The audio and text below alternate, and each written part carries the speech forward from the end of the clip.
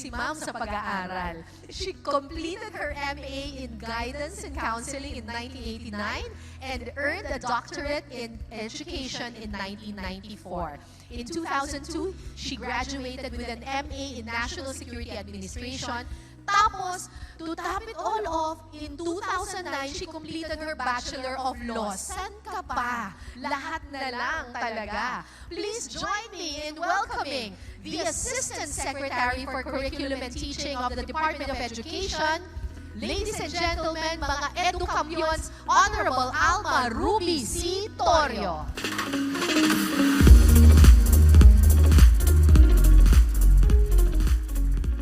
Thank you very much, Ma'am Cara David, for that very kind introduction. Magandang umaga po, mga edukampion, those who are joining us here at the conference venue, and of course, those who are joining us virtually. Of course, I would like to give my special greetings to my immediate boss, Yusek China. I have to thank her for allowing me to join this very significant event. My special greetings also to all the members of SEAP, Pocopeya, MAPSA, led by the President and the Chairperson, who gave us a very magnanimous opening remarks for this event, Father Albert Delvo. And of course, to the very generous President and Chair of Rex Education, the very generous Attorney Buhain and his family. To my colleagues in DepEd, everyone, muli magandang umaga po sa inyong lahat. On a very personal note, I would like to thank the organizers for allowing me to join this AECON. Thank you for having me as one of your resource speakers. Pero ngayon, ang feeling ko, hindi resource speaker, pero parang gusto kong mag-fangirling kay Ma'am Cara David. My first time to see her in person. At the outset, I say I'm very pleased for you to have as the theme of your 2024 AECON, the theme navigating the educational landscape and looking brightly at the matatag curriculum. As mentioned by Ms. Cara, I will talk on the matatag curriculum, and as you may know, I am joined by our specialists, our learning area specialists, who will talk this afternoon during the breakout session on the general shaping guide of the matatag curriculum, as well as the shaping paper, the general shaping paper of the matatag curriculum, as well as the shaping paper of the different learning areas, as well as the unpacking of the matatag content standards. On my part, for my 30-minute talk, or less than 30 minutes, I'll give you an overview of the matatag curriculum, as well as the revision process, the findings, the significant findings of the review of the K-12, as well as the essential features of our matatag curriculum. And for that, I had prepared a slide deck consisting of, I think, 20 slides, but as mentioned, I'll do it in less than 30 minutes. Okay. Next, please. Just to give again the context of the implementation of the K-12 curriculum, this is guided by the enactment of a special law, which is the RA 10533, otherwise known as the Enhanced Basic Education and increasing the number of years of basic education. This law is popularly known as the K-12 law. Enhancing the number of years of basic education because, as we all know, one of the features of the K-12 basic education curriculum is the inclusion of the senior high school, which is lodged in grade 11 and grade 12. So, for the K-12 curriculum, it was done,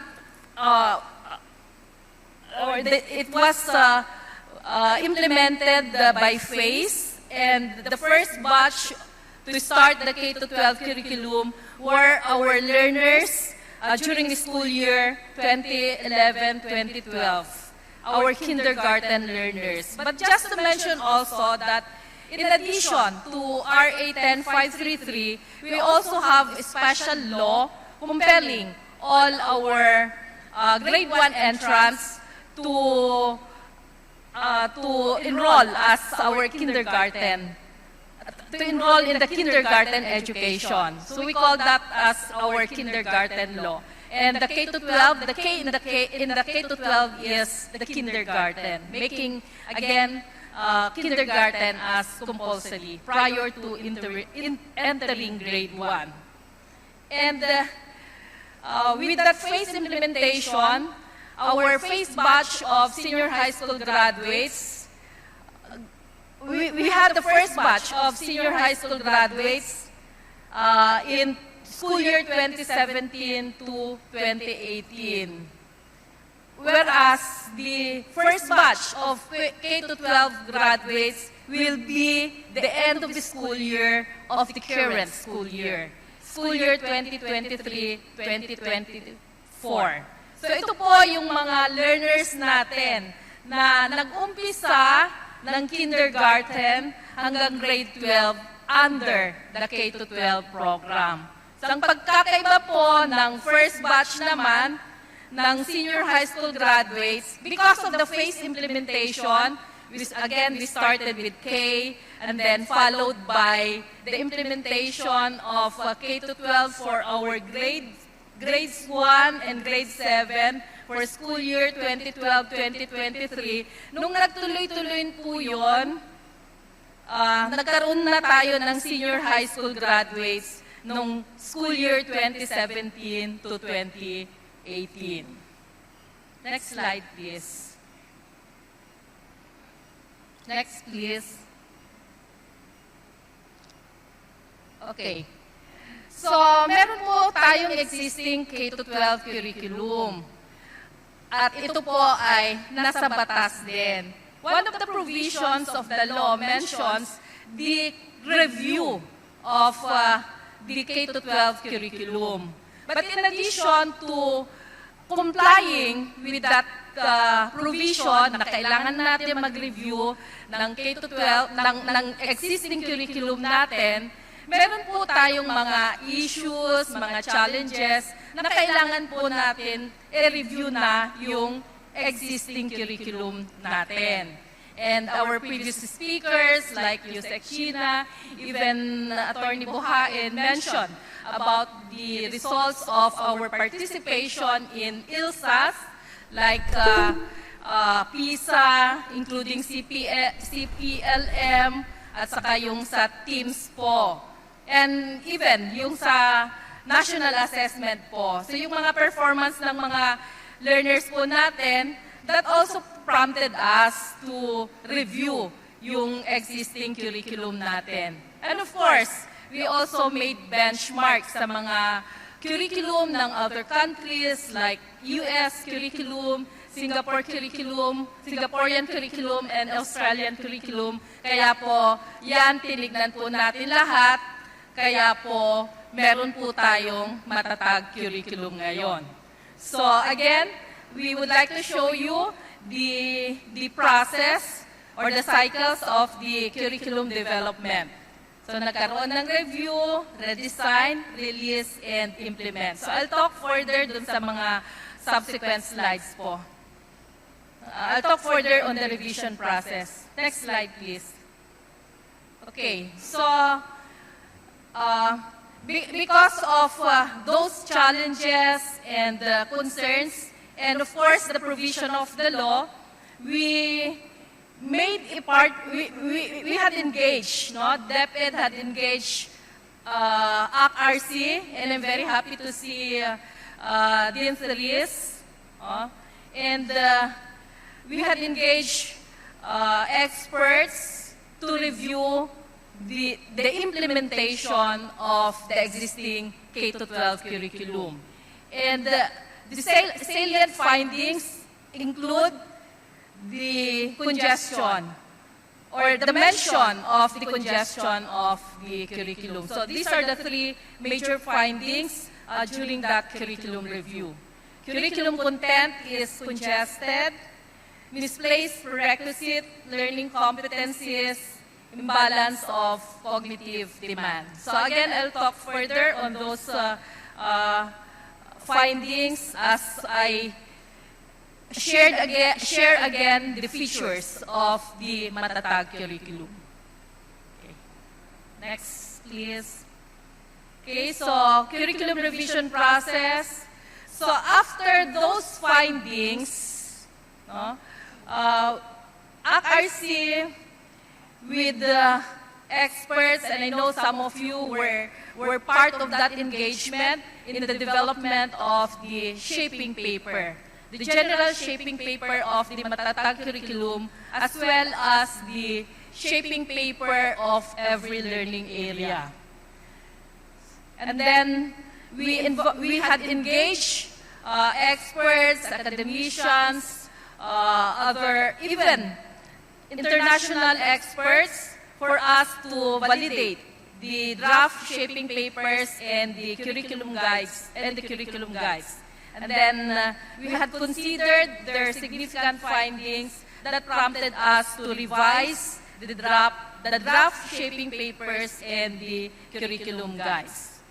The next process, the public review of the draft shaping papers and curriculum guides. This is a new process initiated or introduced by our VP Secretary, Ma'am Sara, when she articulated this during her first BER.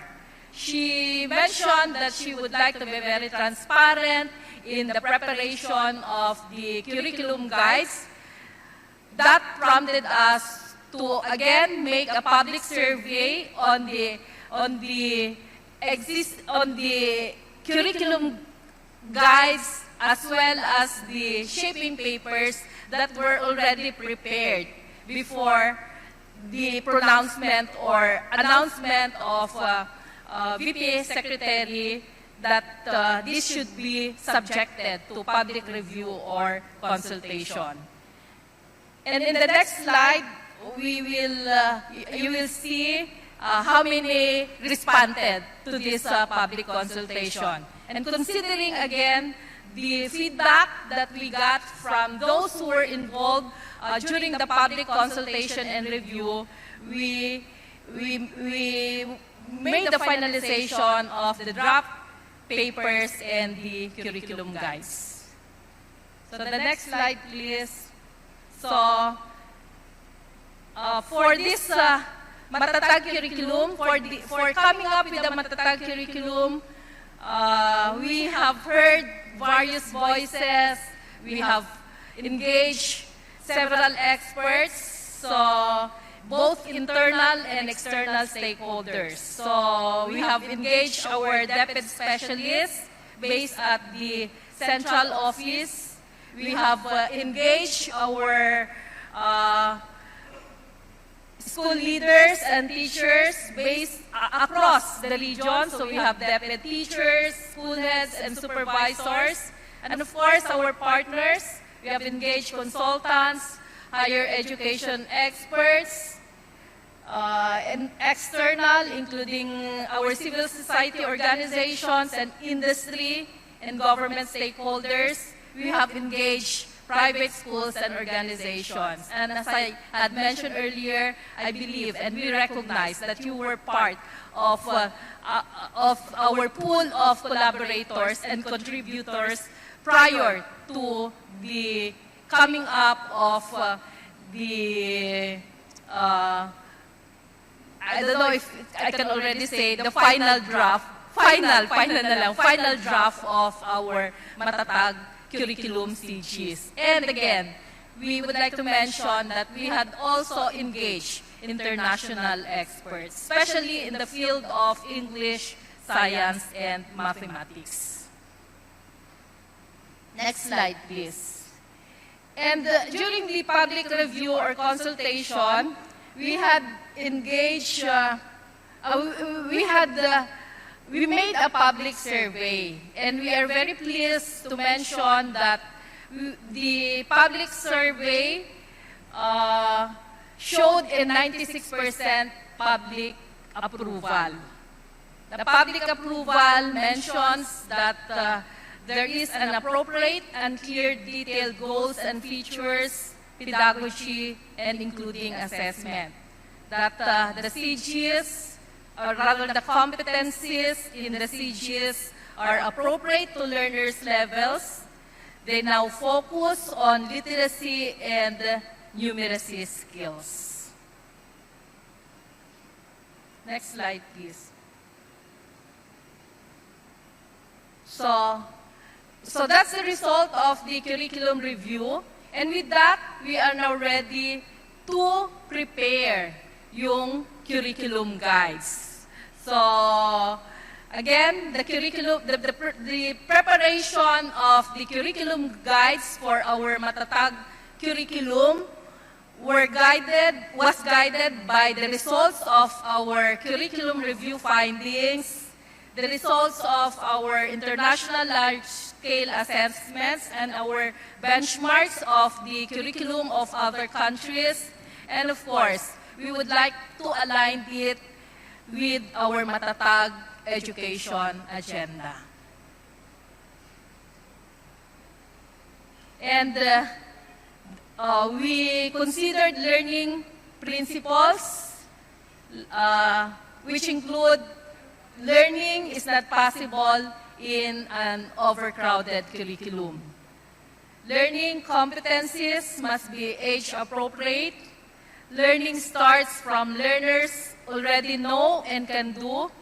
Learning involves progression, where more complex skills are built on foundational skills. So lahat po to, sila po yung naging premise kung bakit tayo mayroon ngayong sinasabi natin na tawag natin na Matatag curriculum. Okay. Next slide, please. Okay, so ito na po yung Matatag curriculum. So again, meron po tayong Matatag curriculum. Ngayon, dahil nga po, nagkaroon po tayo ng curriculum review with ACRC and with experts and internal and external stakeholders. At we considered their findings at nireview po natin yung curriculum guides. So nung meron na po tayong curriculum guides, dinaft po ito ng mga specialist natin sa central office at saka yung mga kasama po natin sa iba-ibang regions at kayo po, plus our international experts, doon na po nasulat yung Matatag curriculum natin. So next slide will show us the features of the Matatag curriculum. So this was already mentioned by USEC Sheena in her message, so I'll just supplement what the USEC Sheena had mentioned earlier. So focus on foundational skills. So i-mention ko na po lahat and then I'll just give a little explanation later na lang po para ma-meet ko yung 30 minutes. So these are again the features of the Matatag curriculum. Focus on foundational skills, decongested curriculum, balanced cognitive demands, clearer articulation of 21st century skills, reduced learning areas, intensified values education, and strengthened peace education, and on a par with international standards. Okay. So sabi natin, yung matatag curriculum natin, focus on foundational skills. So yan po yung pinaka-concern dun sa existing curriculum natin. It's marami pong lumabas po sa findings na congested yung curriculum natin. So, yung current curriculum po natin ay merong 7 subjects. Dito po sa matatag curriculum, we shifted to 5 learning areas, focusing on the foundational skills such as numeracy and literacy. Kaya po sa matatag curriculum, meron po tayong bagong learning areas, yung language, reading, and literacy at makabansa. Okay. So, mathematics will remain a very important part of the matatag curriculum. And yung goal po natin sa mathematics will go beyond rote learning, but mathematics, the teaching of mathematics will ensure that we will make it engaging and enriching to our learners. And another new learning area is GMRC, Good Manners and Right Conduct. This is in adherence to that newly enacted law, RA 11476. GMRC for grades 1 to 6 and values education for grades 7 to 10. And values education incorporated or integrated in all the learning areas for our senior high school. So again, focus on foundational skills, in particular on literacy and numeracy. Next, please.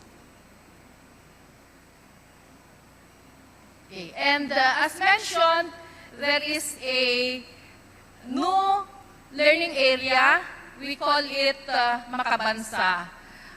We would like you to erase that impression na ito po ay pinaghalo na mga learning areas. Hindi po. This is entirely a new learning area that weaves seamlessly yung mga basic concepts ng civics, history, arts, culture, at saka health education.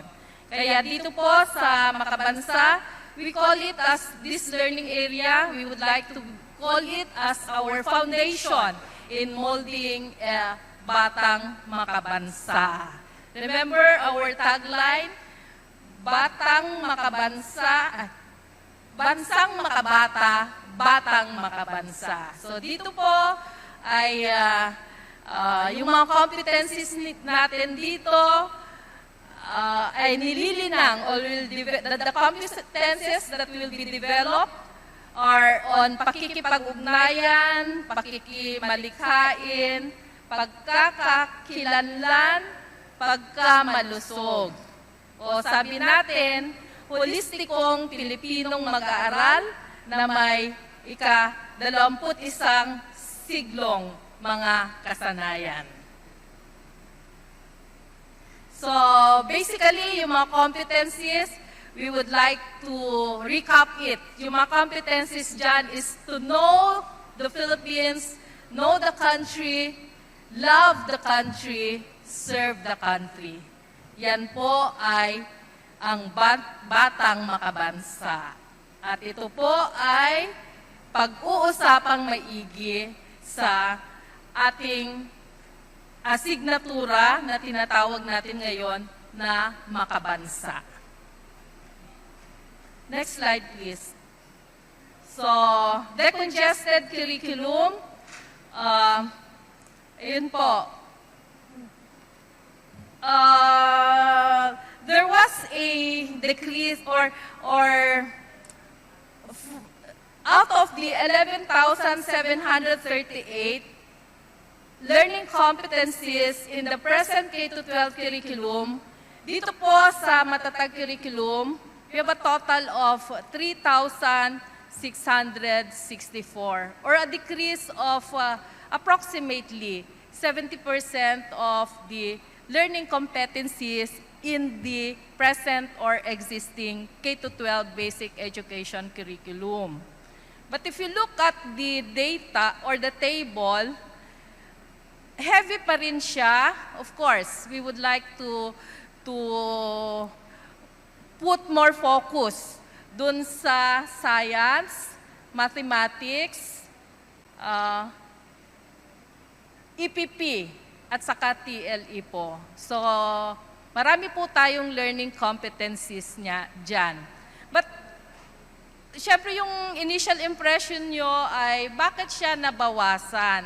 Again, I would like to call your attention dun sa results ng curriculum at review, at the same time yung features ng matatag curriculum. Kasi sabi nga natin ay focus tayo sa foundational skills, kaya nga po ganyan ang naging final count ng competencies natin.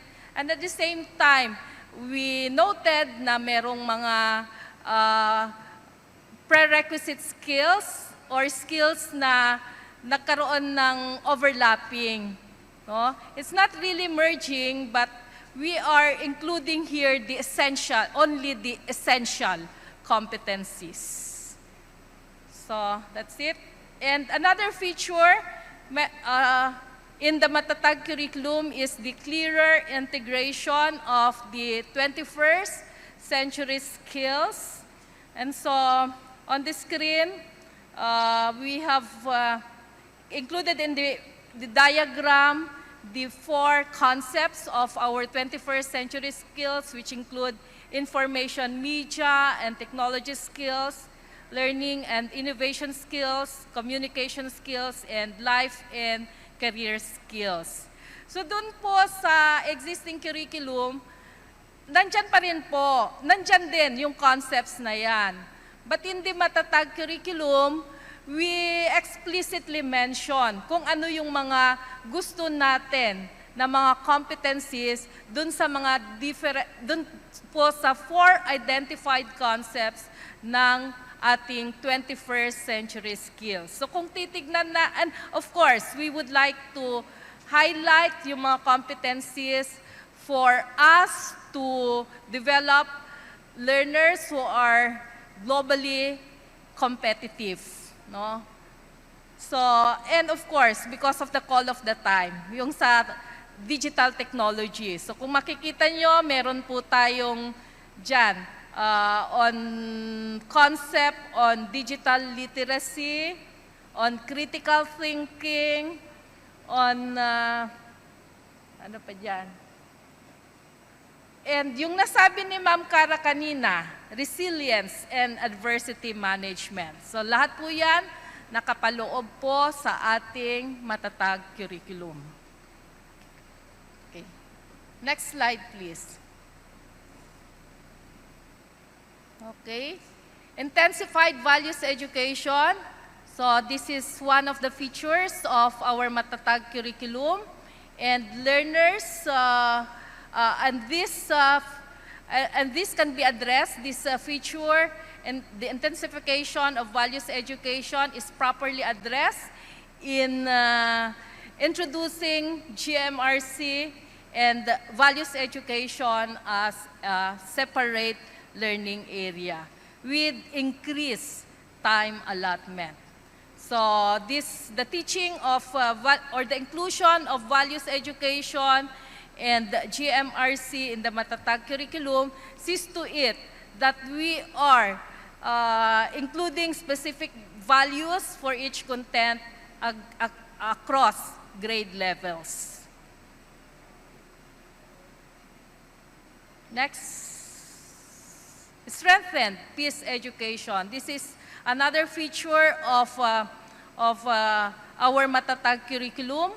And for us to address this feature, we have incorporated or integrated across the grade levels and in different learning areas, the basic concepts of peace education, which include self-awareness. So as early as kindergarten, pwede na po nating ituro sa mga bata yan. Another concept of peace education that can be seen or found in the curriculum is the development of social responsibility or community awareness. So when we map out the Matatag curriculum, this concept can be addressed in makabansa as early as grade 1, no? Yon, makabansa. So and we had identified, again I say, we had identified relevant learning areas and grade levels to address the basic concepts of our peace education. And at this juncture, on behalf of USEC China, I would like to mention also that soon we will be launching yung peace education natin. No? So moving forward, we are already doing the pilot implementation in 7 regions with 5 pilot schools in each region, making it 35 pilot implementers of our Matatag curriculum. We have scheduled the capacity building for the first implementation of the first phase implementation of the Matatag curriculum, and we have here Direct J. Law, our NAYAP director, who is closely working with our strand for the series of insets prior to provide capacity building to our implementers, teacher implementers of the Matatag curriculum. Learning resources, I know our partners in the book industry have already several engagement with our BLR, the Bureau of Learning Resources, for us to address the provision of learning resources for the implementation of our Matatag curriculum. And yes, we have already launched the K-10, and we are now on the process of reviewing the next level, which is our senior high school. So ongoing po ang senior high school curriculum revision, and this afternoon we hope to present to, or in our subsequent City Mancom meetings, we hope to present to USEC China our timeline for the implementation of senior high school. But the marching order that USEC China had provided for us is perhaps by next year, we can already, next school year na ba ang 2025, we can already do pilot implementation of the new senior high school curriculum. And I would like also to acknowledge that we had already received and ACRC through Dean Theres had already presented the initial results of their senior high school review.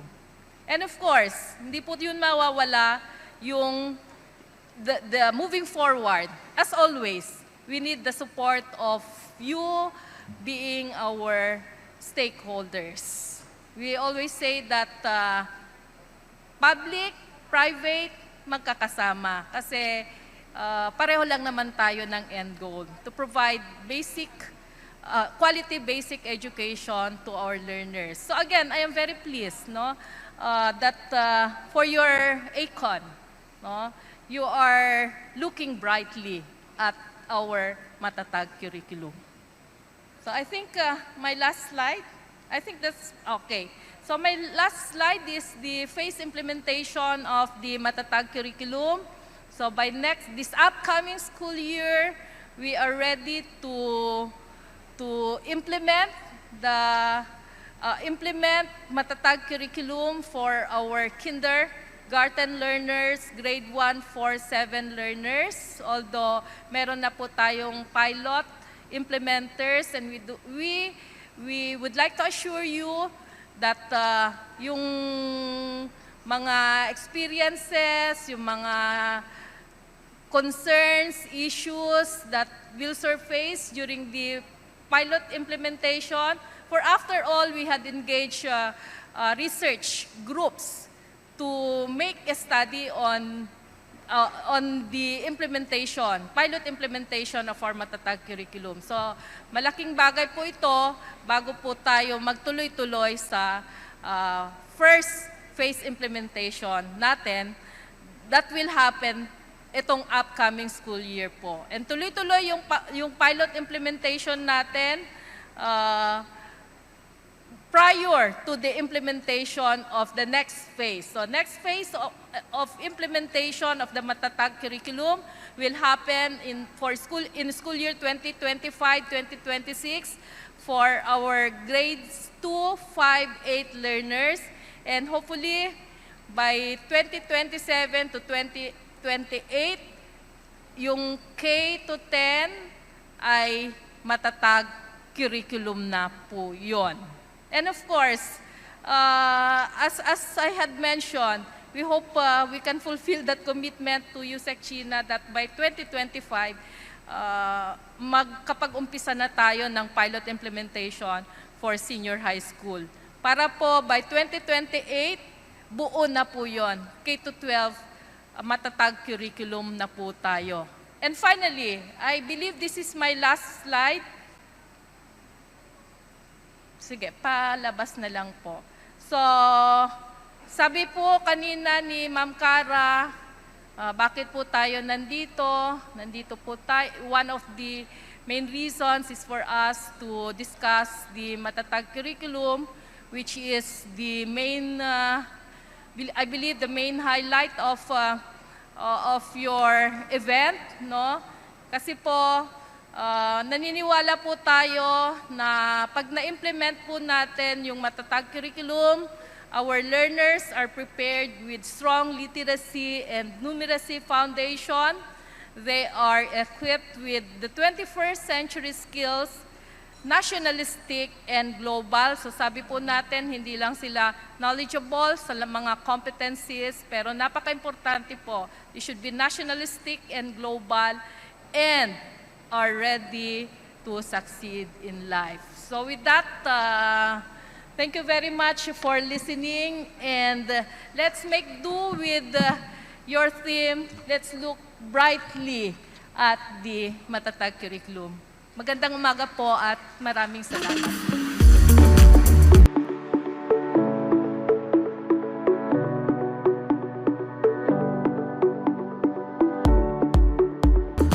Mamaya tatawagin ko si ASEC. Pero maraming salamat, Assistant Secretary ng Department of Education, the Honorable Alma Ruby C. Torrio. Palakpakan po natin si ASEC. Thank you very much. Ang dami ko ring tanong eh. Nagulat ako kanina yung mula dun sa old curriculum papunta dun sa bagong curriculum. Parang feeling mo parang kinulaps, 'di ba? Pero just to recap about yung lecture ni Ma'am Ruby sa atin, sabi niya yung bagong curriculum, yung Matatag curriculum which was launched in August, it's age appropriate, it's at par with international standards. Tapos we expect na mas may supremacy dito ang literacy and numeracy, and we expect that our learners will become more nationalistic after learning this Matatag curriculum. At ang focus ay ang foundational skills. Natuwa ako dun sa part na yon kasi sabi doon, learning starts from what learners already know. So, instead of just teaching them something, talagang ang tinatrack dito ay yung progression ng learner, which is really, really good. So, I'm very, very optimistic with this matatag curriculum. Sana nga talaga ma-imbibe siya ng ating mga teachers para talagang mas maging matatag ang implementation nitong matatag curriculum. All right. Okay, so, alam ko marami po kayong naiisip na tanong. Paki-type in lang po ang inyong mga tanong sa lahat ng mga nakikinig sa atin online. As of 11 o'clock in the morning, we already have 6,445 teacher participants on our streaming platform. They are watching from all over the country. So lahat po ng teacher participants na nakikinig ngayon, thank you for supporting AECON 2024. Ayan. Alam ko po marami po kayong naiisip na mga tanong. So yung mga nanunood po online, paki-type nyo lang po ang inyong mga tanong sa Q&A icon sa inyong screen, tapos i-click nyo po yung submit. Iipunin po namin ang inyong mga tanong kasi mamaya magkakaroon po tayo ng panel discussion. So after all the plenary sessions, we will have a panel discussion at lahat ng mga naiisip nyong tanong, pwede nating itanong in that panel discussion. Of course, for all of us who are here on site, baunin lang po natin yung ating mga questions. Mamaya, you will have a chance to ask it in our panel discussion. All right. Okay, so let's move on to our second plenary session.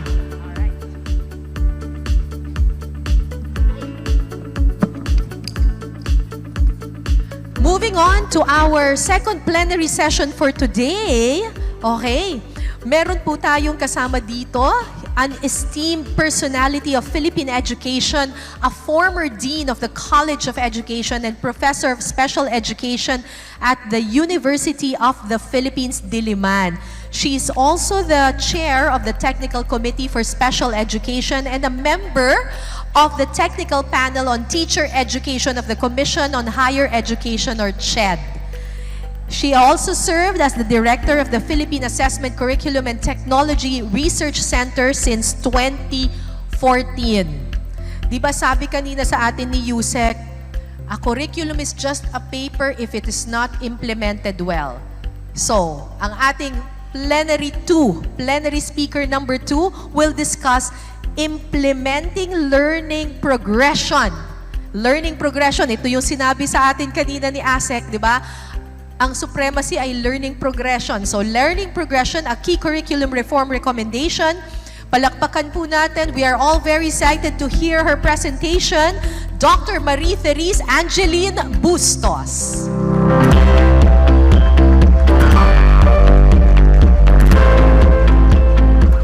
Magandang umaga po sa inyong lahat. Siyempre, dahil kaming mga nerds, nagpa-fangirl talaga kami, ma'am. Thank you for introducing us. All right. So the topic that has been assigned to me has to do with learning progressions. And earlier, ASEC Alma has initially talked about it, and so I will explain it further and hopefully we'll have a better understanding of what it is in relation to the Matatag curriculum. So, but let me share first some information about the center that I represent. So we are a center that is based in the University of the Philippines under the Center for Integrative and Development Studies. We are a partnership between two universities, UP and University of Melbourne.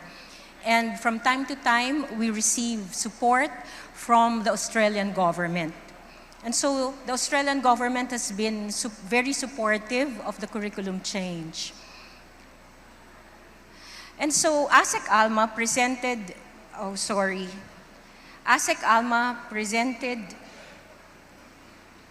the cycles of curriculum development. And of course, the words inside are missing. But let me just review. So let's use this to review. The first one is that you review a curriculum, and then you fix it, you implement it, and then you review it again. So it is a cycle. It is a cycle. And so, just to show you how that cycle worked out, back in 2011, Simeo Inotech, together with University of Melbourne, reviewed the RBEC, the Revised Basic Education Curriculum. And it was found that there were problems with the RBEC, that it was overcrowded, that there were problems with sequencing as well as spacing. And so when the curriculum was revised, and now we have the K-12 curriculum, actually the K-12 curriculum addressed problems of the RBEC. But again, we are here today, listening to the launch. It's not really a launch, but listening to this whole talk about the Matatag curriculum. But what I want to say is this, that in the curriculum improvement process, you will always find curriculum reviews, at least done every 5 years. And then we will have to tweak the curriculum a bit. And then after that, really implement it, and then review again. And so the K-12 had a significant improvement over the RBEC. Specifically, it addressed the finding before that our curriculum focused only on remembering, that the lowest level. However, you will note that like a pendulum, it swung from being very basic, remembering, it swung to higher order thinking skills in the K-12, which was a problem. And I will explain that further. And so in 2018 to 2021, we did a review of the curriculum. We looked at the intended curriculum, which meant looking at the documents. We also looked at the implemented curriculum, how it was being implemented using a teacher survey, and we also had FGDs. We looked at the tested curriculum, the content of the National Achievement Test, so including ELNA, as well as the Basic Education Exit Assessment. And then we looked at the attained curriculum. I will not share the findings of the entire curriculum review, but only those significant to the topic of learning progression. And so, when we asked the teachers, did they have adequate time to teach all the competencies of the K-12 curriculum? This was what we got.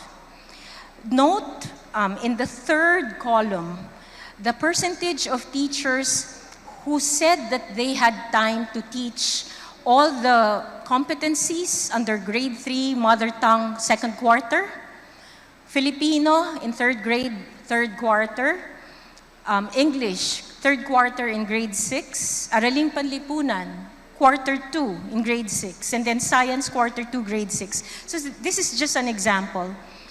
The highest is 31% of teachers had time to teach all the competencies. And so this led to this idea that maybe the curriculum is really overcrowded, as what was reported by ASEC Alma. And then note that you have higher percentages of teachers who could teach half or a bit more of learning competencies. But note that none of them reported being able to teach all the competencies. But there was one contributory factor to not being able to teach all the competencies. And it has to do with prerequisites. Teachers, so in the x-axis, you will find there the percentage of teachers with adequate time to teach learning competencies. And then in the y-axis, that's the percentage of teachers who reported that their students had enough or had the adequate prerequisites for the targeted learning competency in the grade level.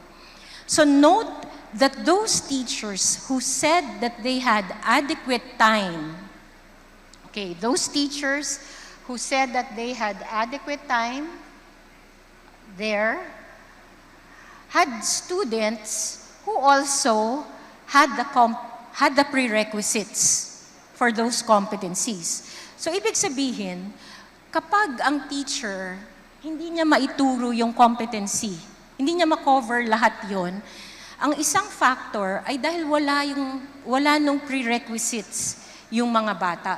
And so the teaching time is used to teach the prerequisites and not the competencies that are being targeted at that grade level.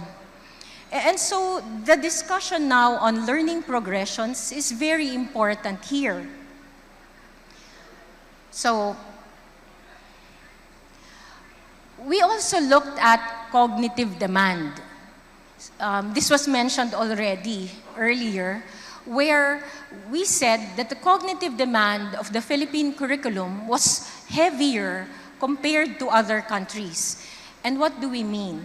So take a look at the different levels, and this is how we compared the Philippines and Singapore.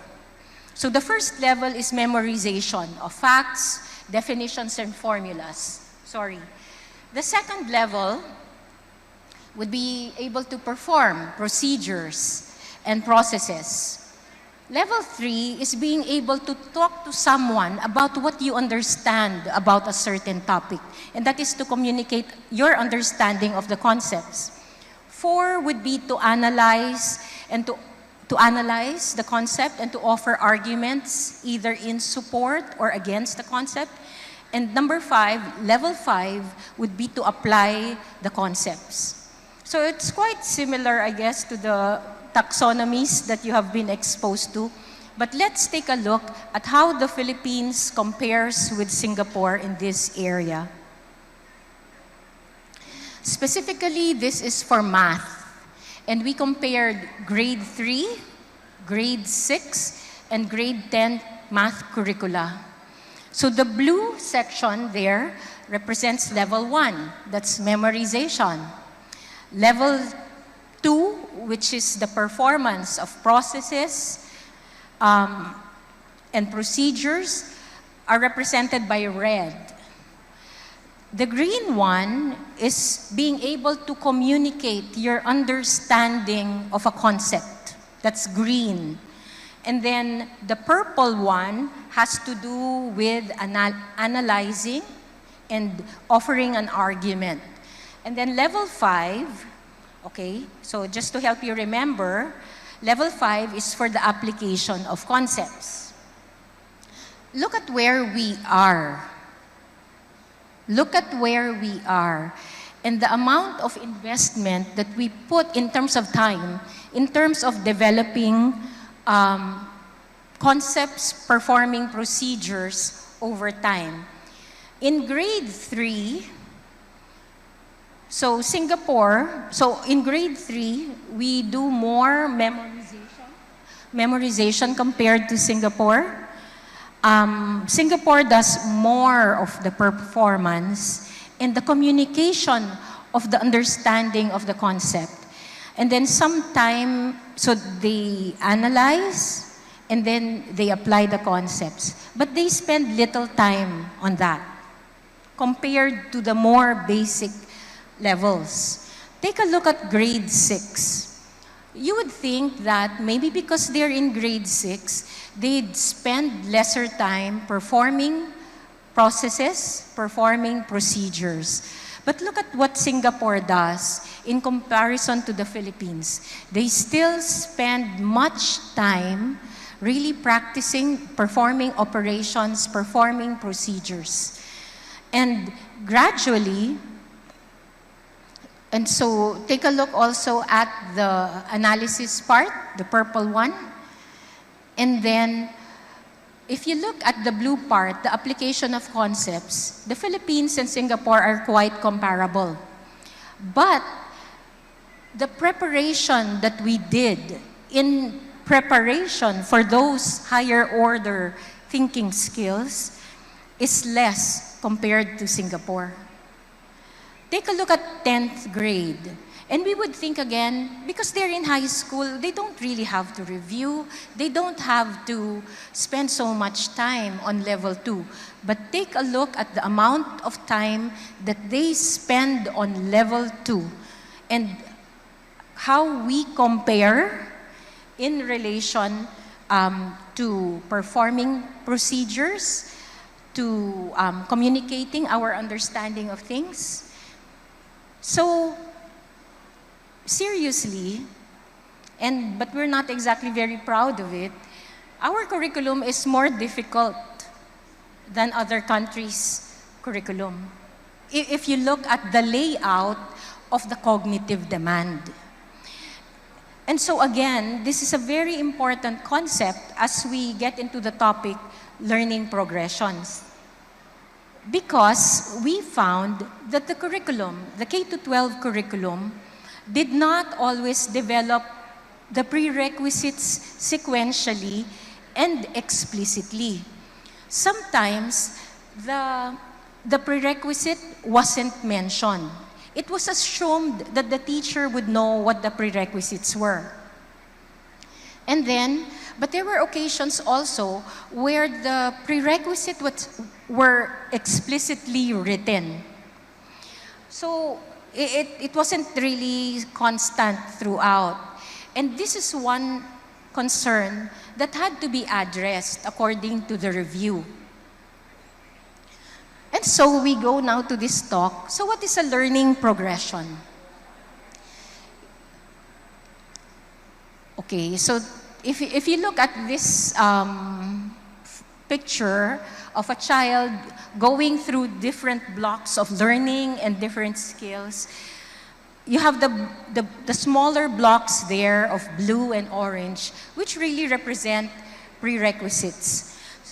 And so a child, to be able to move from one level to another in a particular topic, in a particular domain, will have to have the prerequisites.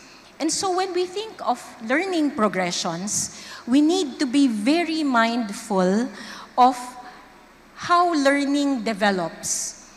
How does learning develop? What would be the first step? What would be the second, the third, the fourth? It's difficult to assume that the curriculum and the way the competencies are written there represent all of those steps. But that is what the Matatag curriculum tried to do, to make the prerequisites explicit for people to be able to see the progression instead of teachers just guessing what the progression is. And so here, you have a definition coming from Waters where it says, a learning progression describes what it typically looks like for learners to move from early knowledge, skills, and understandings to more advanced knowledge, skills, and understandings within a domain. It also, it's a conceptualization as well as an organization of the learning domain. And so you look at the trajectory of learning. So how do learners learn? What would be the first one that is to be mastered? And once that is mastered, they go to the next step. And so a learning progression would have a horizontal structure, meaning these are the different topics within a learning area. But it will also have a vertical structure, which tells you what would be the progress within a domain. So let me show you a simple example of a hypothetical progression. And this is for those of you who like to cook. So for newbies, novices, it is enough to be able to follow a recipe. However, as we move on to being more competent, so sometimes we become more creative. We try to change the recipe a bit. So you may want to add a bit more salt, a bit more sugar. Again, so you try to change it.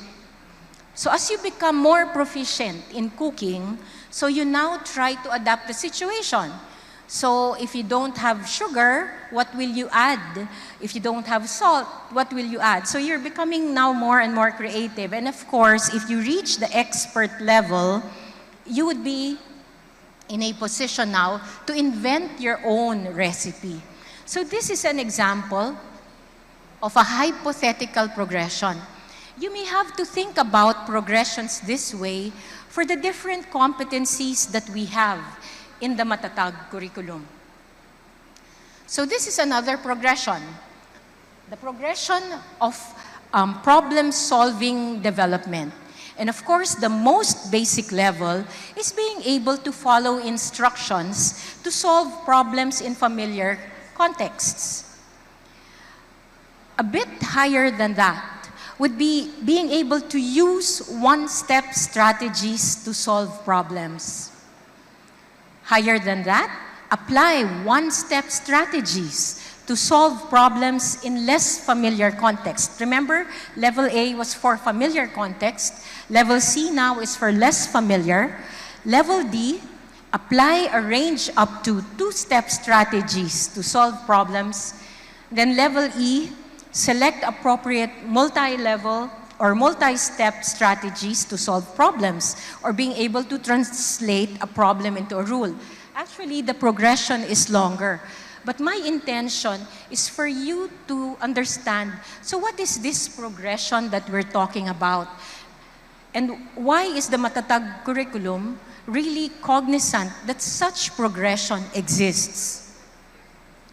And so you will find that there really are developmental frameworks.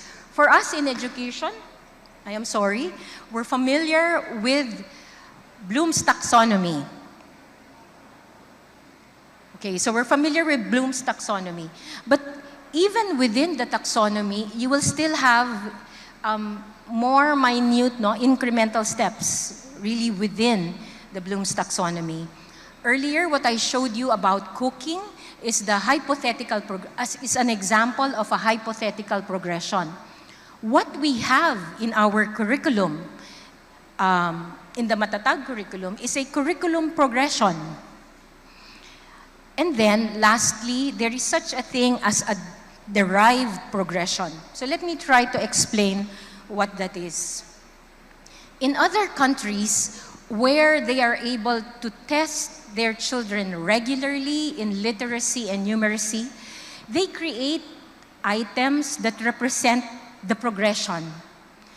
And every year, students take the test enough that the country can prepare the national progression of skills in literacy and in numeracy. An example of a country that does that is Australia. And if you want to understand learning progressions further, try to visit the ACARA website. That's the Australian Curriculum, Assessment, and Reporting Authority website, because they do have a section there on learning progressions. Now, the learning progressions, they're not the curriculum, but it gives us an idea of how children, how learners develop concepts. And so, if, for example, you're given a higher order learning competency, a learning progression will tell you what do students need to go through to be able to get to that point. So we don't assume that, for example, Australia comes up with that document so that teachers are guided, so that parents understand that yes, while the curriculum indicates the learning competencies there are many prerequisites that are needed for you to get to that point where you are able to really master that competency. And so the derived progressions actually is based on data coming from assessments, massive, large-scale assessments. And so, in the Philippines, we already have this. When the curriculum was prepared, a lot of research went into it. Experts were gathered to discuss if the competencies were written in such a way that the prerequisites are present and that they were logically sequenced. The curriculum was also validated. What we don't have right now is data coming from assessments to check if the progressions are really, we don't really know how our students are progressing in terms of the layout of skills. And hopefully in the future, BEA, the Bureau of Education Assessment, should be able to get to a point where every year when the NAT is administered, we will have an idea of how literacy and numeracy really develop among Filipino children. But as of now, what we have is research on the different subject areas, experts, their opinions, their contribution to the discussion on these progressions, as well as validation. All right. And so why are learning progressions very important? Research says that students learn if there is alignment with curriculum, instruction, and assessment. And that is our goal for all Filipino children, that they become productive learners. And so, for example, so you do have a curriculum which should be informed by the progression, and we know that it is. Teachers also need to be aware of the progression so that they are able to meet the students at their level, at their point of need. Assessments also should be very mindful of having items that represent prerequisites, items that represent the learning competencies, and items that represent really the next step, the next higher step. So it's not an issue really of writing easy, medium, difficult questions. In fact, the idea of easy, average, and difficult questions, they are actually steps in a progression. So hindi yung pinapahirap mo lang yung vocabulary dahil difficult yung question, but mas mahirap talaga siya conceptually when you look at its position within the progression. So the learning progressions and the Matatag curriculum. As far as we know, the Matatag curriculum addressed the recommendations of the K-12 curriculum review. You know, it really tried its best.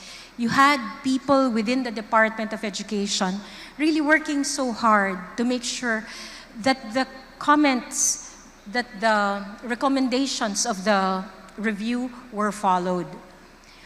So some of the actions that were taken in relation to learning progressions was that they really looked at the sequence of competencies within and across the different subject areas, and because they wanted to make sure that the progression was palpable, that it could be seen. They also wanted to make sure that the learning competencies were clearly articulated and that the prerequisites were present.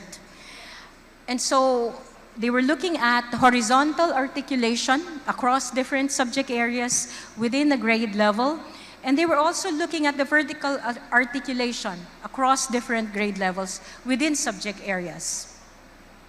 Now, I have a feeling my circles also, see, it's again blank. So, how do we know?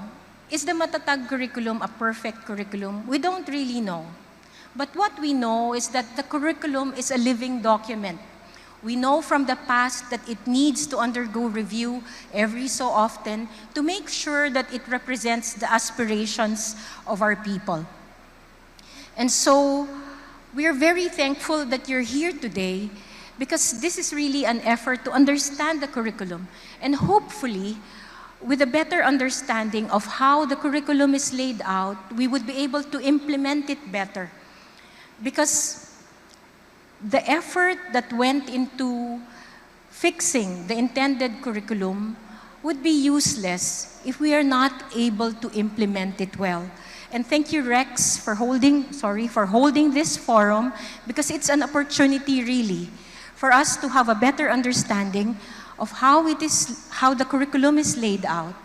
And with that, it should inform our teacher training activities, as well as, I guess, the production of resources that should support the matatag curriculum. Maraming salamat po.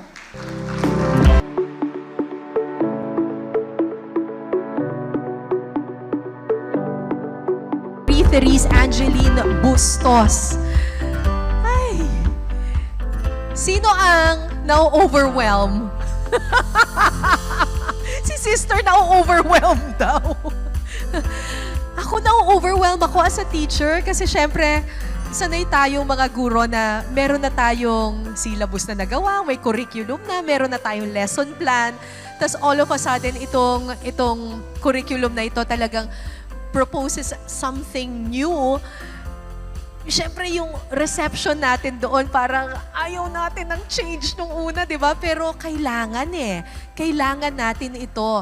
If I'm not mistaken, the previous curriculum is more than 10 years old at nakikita naman natin na malaki na ang pagbabago ng teknolohiya, ang laki na ng pagbabago sa mundo. So, kailangan mag-adapt tayo sa mga pagbabago. Kaya naman, itong matatag na curriculum na ito talagang, even if it sounds overwhelming, kailangan nating i-embrace ito. Kasi sinabi kanina ni Father sa atin, di ba? Ang baba ng ranking natin. And this new curriculum, nakita naman natin, pinakita sa atin ng DepEd, talagang pinag-aralan ito. And let's give it a chance. Let's give it a chance. Diba? It may sound overwhelming to all of us. It may feel overwhelming, pero let's embrace it. At ang isipin na lang natin, kailangan natin itong pag-aralan para matulungan natin ang ating mga learners. Muli, maraming salamat sa ating mga representatives from the DepEd for explaining to us itong matatag curriculum na ito. I know that you have questions. If you have questions, ipunin nyo lang po yan because we will ask our speakers later on. After this, magkakaroon pa tayo ng isa pang plenary speaker. Pero alam ko, 12:00 na at marami sa inyo ang nagugutom na. So, we will break for lunch. Do we break for lunch first or do we play a game? We break for lunch. All right. We break for lunch kasi 12:00 na. Mahirap malagyan ng laman ng utak kapag kumakalamang tiyan. So, let's break for lunch and we expect everyone to be back in the plenary hall at 1:00 for our plenary number 3. And then after that, we will have a panel discussion. We will answer all your questions. Tapos we will hopefully have our 9 breakout sessions by 2:00 or 2:15. So we break for lunch sa ngayon. All right, we'll see you again later.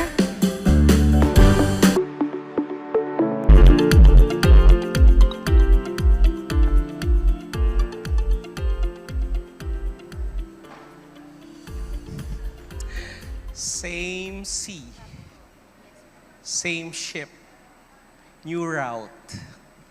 I guess it's true.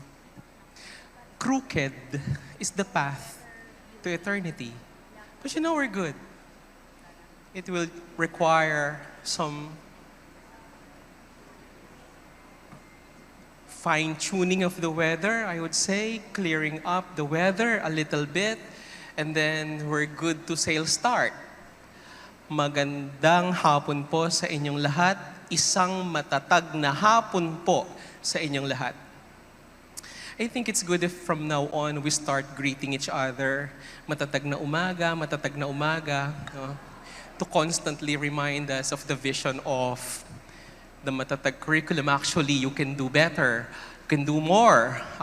Like, you can call your faculty meetings from now on matatag faculty meetings, or do matatag learning plans, or matatag classroom observation, or yes, your office tags. You can call your office now Office of the Matatag Principal. Or if there's a belated realization that the principal is not really naman matatag, at least you can call it Matatag Office of the Principal. Isang matatag na hapon po sa inyong lahat. You turn to the person next to you. Oh no, we're not going to do that. Tell yourself, magpakatatag ka. Come on, everyone. Magpakatatag ka. Bawal na ang marupok. Ang problema natin maraming marupok. These are the days of our lives. Undoubtedly, these are the days of our life. In actuality, and this is constant, we are dared, but we constantly beat the rough. But to outsmart the dark, one says, pull the trigger of your mind and cast away.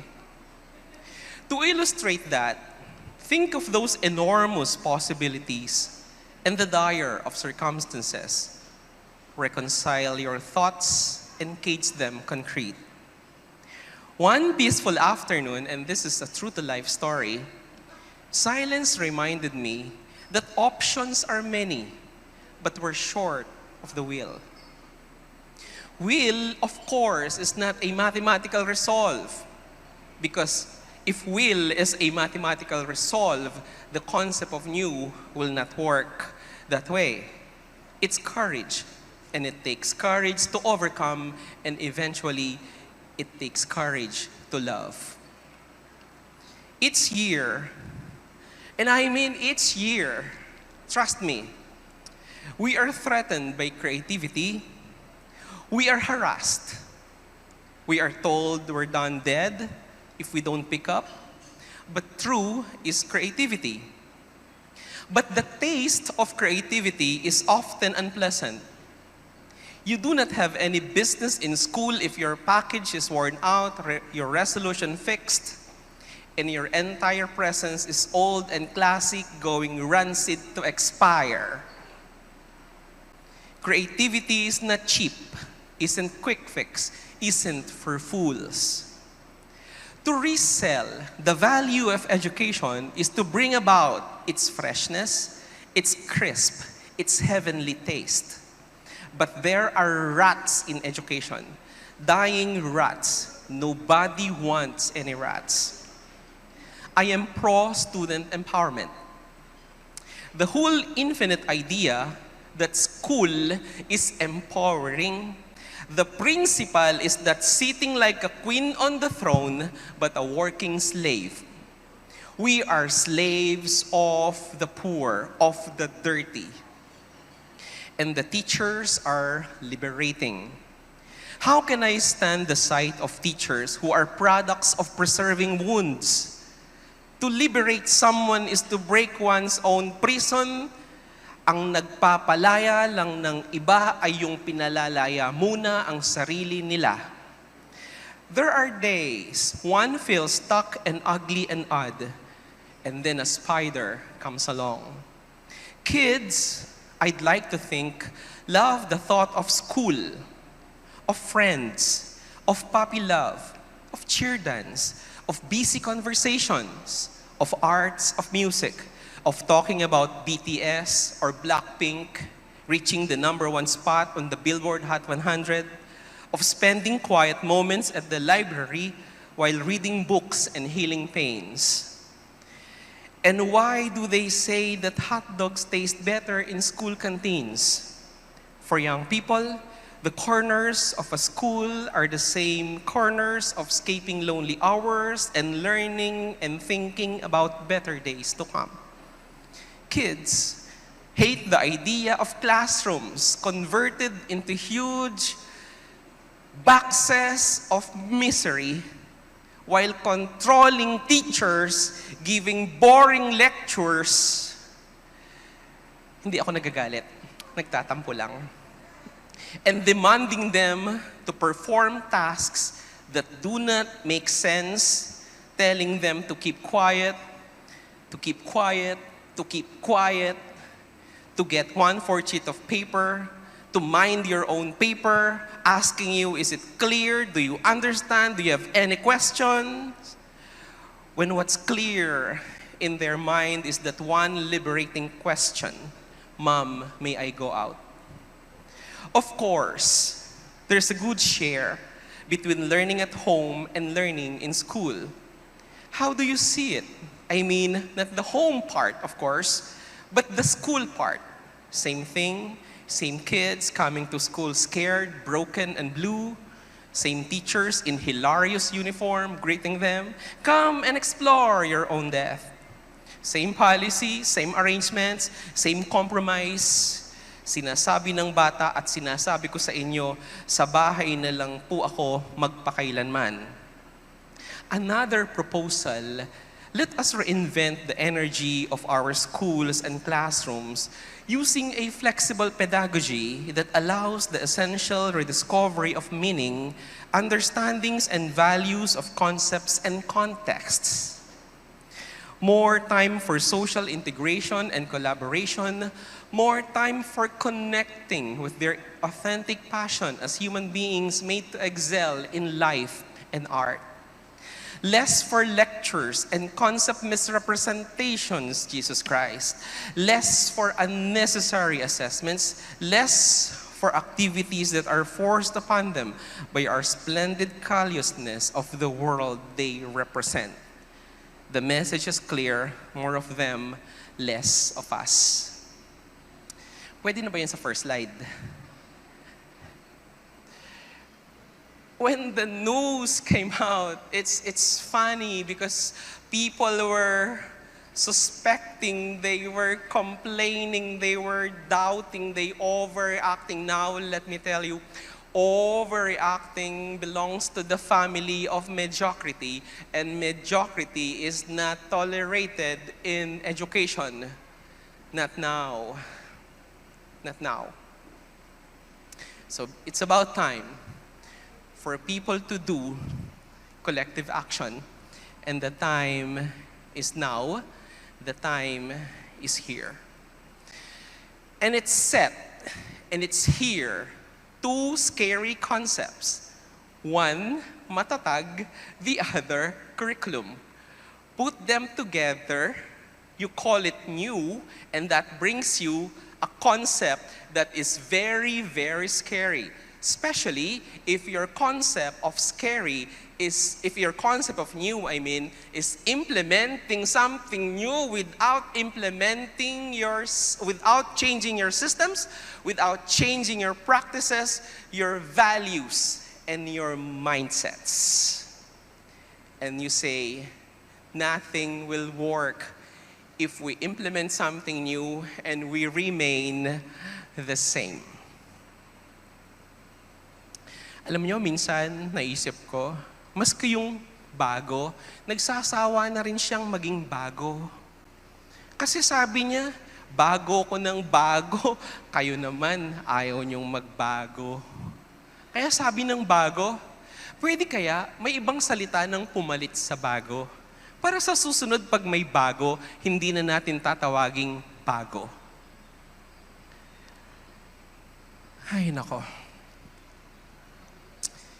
New curriculum. New curriculum maps, new learning plans, new assessment items. But nothing will change if approaches will remain the same, and the new curriculum maps, new learning plans, new IDs, all of these news, even assessment reforms will remain fake news. Because the concept of new is to tackle the absolute, and the absolute is the truth. Because nobody can argue if I say that one primal characteristic of the new is there, it's absolute. And we cannot say that the implementation is relative or can be to some extent, but never relate new or transitions to technology, because you know for a fact that it's not always the case that the world is an apple. Because the world can be any fruit as long as it is not rotten. We cannot operate this way, Joyce. As good as it gets, there is something more. And the concept is more is always to discover and rediscover the soul and the meaning of the clients. And the question is always this: who is the clientele in mind? When you tip the pen and crust some papers and start doing curriculum maps, or those stupid learning plans, or those questions that do not promote critical thinking and higher order, you say, what is the role of the people behind? Who is giving the command? Who is giving the orders? Saan tayo papunta?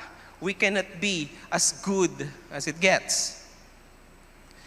The zone of interest. Titigan yung mabuti. Diyan nakakulong ang mga kawawang kaluluwa. Araw-araw, beautiful souls are trapped in those boxes of misery we all call schools. We all call classrooms. And we say, this is the 21st century. We need to liberate people. We need to empower them. Yes. We need to empower them, but we cannot empower these people if we are operating under controlling teachers. We cannot control people. Yan ang problema sa mga teachers. They always control people. Nakatayo, umupo ka nga. Nakaupo, tumayo ka. Nasa labas, magsipasok nga kayo dito.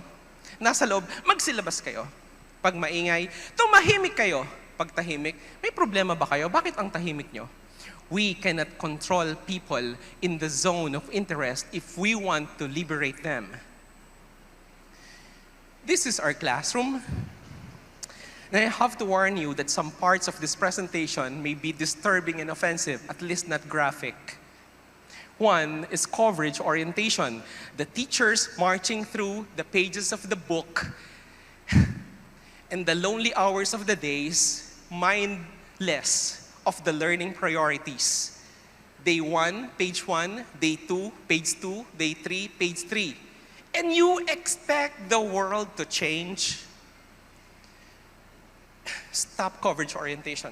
It's about time to uncover emotions. Because to teach is not to powerfully deliver content, but to communicate the many feelings and possibilities of life. Activity-focused teaching. Sige, activities that do not make sense. Activities that are created just to glorify these learning competencies that these teachers themselves do not fully understand because they do not have the pleasure of time to discuss these learning priorities. Wala silang protected time. And you know, remember the principal is asking you so many things, but the principal is not giving you protected time for these concerns. And the knowledge culture, that knowledge is king. Knowledge is not king. And the inverted threshold, the teachers are expected, the students, to work on the threshold of the teacher.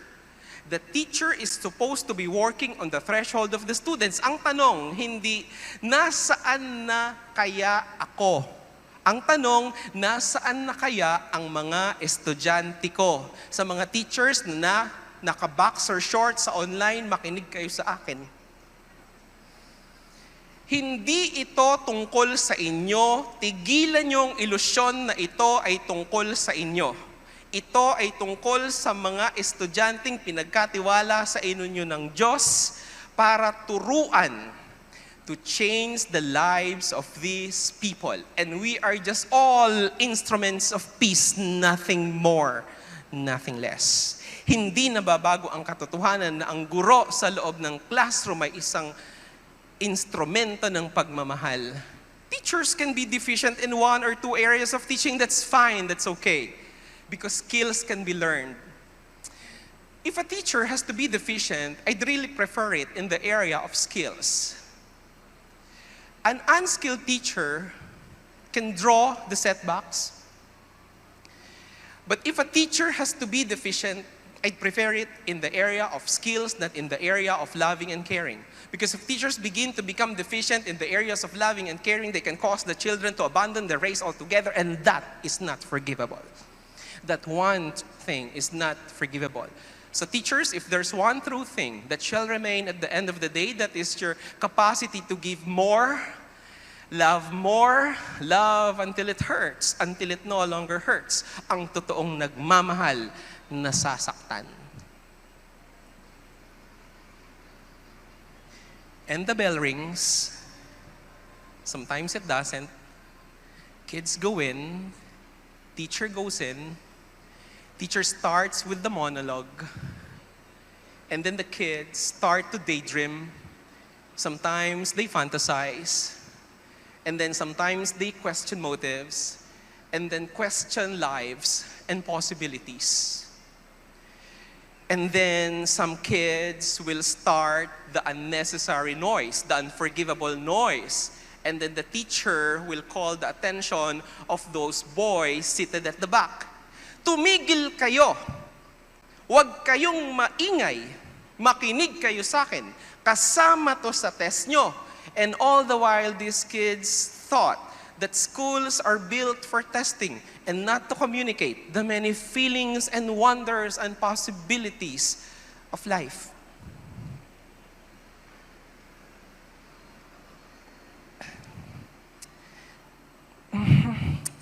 Classrooms are sacred places of joy. Classrooms are sacred places of joy where children are not only expected but allowed to laugh. Huwag nga kayong tumatawa. Ano pong gagawin namin? Huwag nga kayong tumatakbo. Ano pong gagawin namin? Lakad kayo ng lakad. Ano pong gagawin namin? But allowed to laugh, to play, to talk, to shout, to run, to eat, to ask, and be natural human beings. But why are classrooms sometimes toxic? I have a theory. Classrooms are toxic not because students are stupid or misbehaving or underperforming. Classrooms are toxic, terrible, and tragic because of teachers whose natural talents include spreading terrorism with very minimal efforts. Classrooms are toxic because teachers talk most of the time.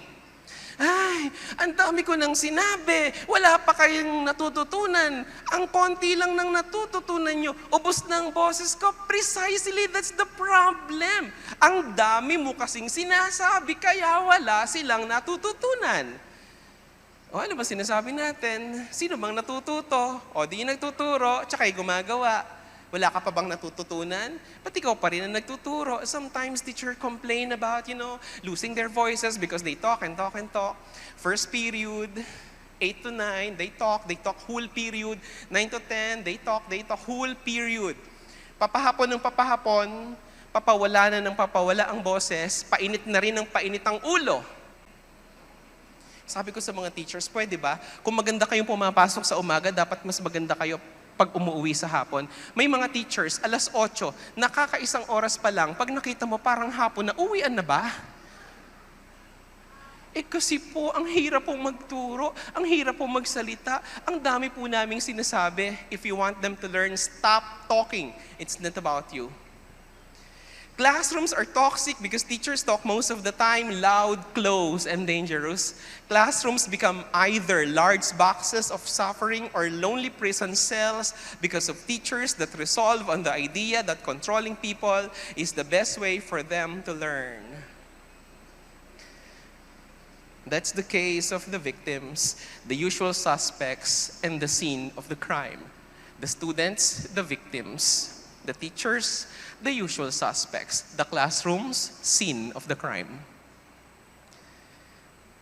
This is the call. When we begin to liberate ourselves, our students begin to break free from their own prison. Palayain na natin sila. Sige na. Palayain natin yung mga sarili natin. The matatag agenda, ay nako, di ko na uulit-ulitin. Pag binabasa ko ang matatag agenda, masakit. Di ko na ulitin, ayan, kita nyo. To produce competent and job-ready, active and responsible citizens, parang bagong-bago naman, ano? Wala namang bago eh. Di ba? Walang bago. Ang magbabago dapat, tayo. Yung bang, sige, dati na yan, babaguhin natin, paningin natin, pananaw natin. Sige, paano natin tinitignan yan? Ngayon ba natin narinig yung relevant? Diyos ko, paulit-ulit, gasgas na yan, di ba? Dati pa nga, double V ang spelling natin yan. Competent. Paulit-ulit nating naririnig, job ready for God's sake, active, responsible citizens. May bago ba dyan? Wala. Walang bago dyan. Tayo magbabago. At hanggat di tayo nagbabago, walang magbabago. Take steps to accelerate delivery of basic education facilities, services, take good care of learners by promoting learner well-being, and then give support to teachers to teach better. Matay-take. It's there. It's set. It's here. And we are about to ruin another beautiful concept in the execution if we don't change. The matatag mindset. Make instructional leadership relevant. Ang unang buhay nito, principal empowerment. Sa mga principals na nasa online, makinig kayo. May gagawin kayo. At kung di nyo kayang gawin, panahon na baka pag-isipan ang ibang career. Stop being managers. Oh, you can be manager, fine. But start by being an instructional leader. May naalala akong kwento tungkol sa mga principal. Sa isang eskwelahan, may mga 10 estudyante, grade schoolers, no? Hindi pa napipick up ng kanilang mga mami. No? Siguro late yung mga mami nila. Nainip na yung mga estudyante. Sabi ng isa, wala pa yung mga mami natin. Baka pwede maglaro muna tayo. Sige, laro muna tayo. One ask. Anong laro? And then, the grade 3, yung pinakamatanda sa grupo, replied, teacher-teacheran. As the day went on with the teacher-teacheran, right? Dumating yung mami ng kinder, umiyak yung kinder. Sabi ng mami, anak, bakit ka umiiyak? Anong problema? Mami, ayaw nila akong isama sa teacher-teacheran. Ayaw nila akong isali. Halika, makikiusap tayo sa teacher para isali ka sa teacher-teacheran. And then they approached the teacher. The grade 3 playing the teacher. Kasi sabi ng grade 3, ako ang pinakamagaling dito. Marunong na akong bumasa tsaka sumulat, kaya ako na yung teacher. And then everybody agreed, of course. Sabi ng teacher, Mami, hindi pa po kasi siya marunong bumasa tsaka sumulat. Hindi po siya pwede dito. But the mommy was very insistent. Until finally, the grade 3 playing teacher gave in. Sige po, isasali po namin siya. Kasi po talaga hindi pa siya marunong bumasa at sumulat, pero sige po, isasali namin siya. Siya po yung gagawin naming principal. Relevant. Contextually connected. Maski sa nyo tignan, yan lang ang definition. Contextually relevant. You cannot produce new meanings and new understandings and new discoveries and new values if you are looking in a different direction. Contextually connected. We are dreaming of 21st century skills. We are dreaming of higher order. We're dreaming of student empowerment. Pero ang principal, ano ang pangarap ng principal? Meron ako opisina. Yung opisina ko may dalawang muka. Yung nasa left at yung nasa right. Tignan nyo yung nasa left. That's authority. That face in the left, that's authority. And that authority is demanding. And that authority wants you to deliver. And that authority does not want to talk to you. That authority will tell you, comply. And then the right one is more collegial, right? More collegial. And may I say to the principal right now, rearrange your office. Forget about the left and start with the right. Tigilan nyo na yung kultura ng submit. Dali nyo sa table ko ang mga curriculum maps nyo. Lagay nyo sa table ko ang mga learning plans nyo. Ang mga teacher, dala-dala ang mga learning plans. dala-dala ang learning plans, sisilip sa opisina ng monster. Pag nandun yung monster, sasabihin niya, mamaya ko na lang isasubmit kapag wala dun si ma'am. It's not about submission. It's about pursuing conversations. So principal, tell your teachers the next time you accomplish your learning plans, come to my office, we have something to talk about. Mag-usap kasi tayo. Pag-usapan natin lahat ito. Hindi pwedeng isinasubmit lang ang mga papel at nilalagyan natin ng note o sasabihin natin check by. We need to pursue a lot of conversations because when we pursue a lot of conversations there, we find new meanings and new understandings. Nasaan na yung magandang saan napunta? There.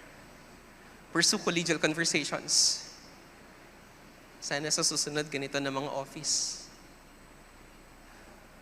The instructional leader, all domains, curriculum mapping, instructional design, learning assessments, teaching and learning engagements.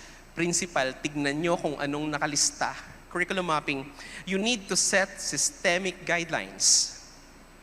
You need to set systemic guidelines for unwrapping the essentials, for understanding learning progressions, for preparing curriculum maps that are learner-centered. You need to train teachers because the best way to train teachers is to train them inside your school. School-based dapat ang training. And then principals, you need to write exemplars. Nagdidemand tayo ng magandang curriculum map, ng magandang learning plan, ng magandang assessments. Tayo nga, hindi naman marunong gumawa. So we need to write exemplars and tell your teachers, look, this is an exemplar that I made for science, for English, for mathematics. And then, of course, we need to gather essential data in terms of alignments, in terms of articulations, in terms of what happened to these progressions. Ano ang nangyari sa mga data? We are not concerned about data. We are just concerned about the numbers. But we are not pulling these numbers. We are not analyzing these numbers towards improvement action. We need to outline improvement action. Anong problema sa mga curriculum maps? Napakadaming gaps. But teachers are not mindful of the gaps because no one is telling them to address the gaps. For designing teaching and learning, that's the same thing. For teaching and learning, it says there, you have to model teaching.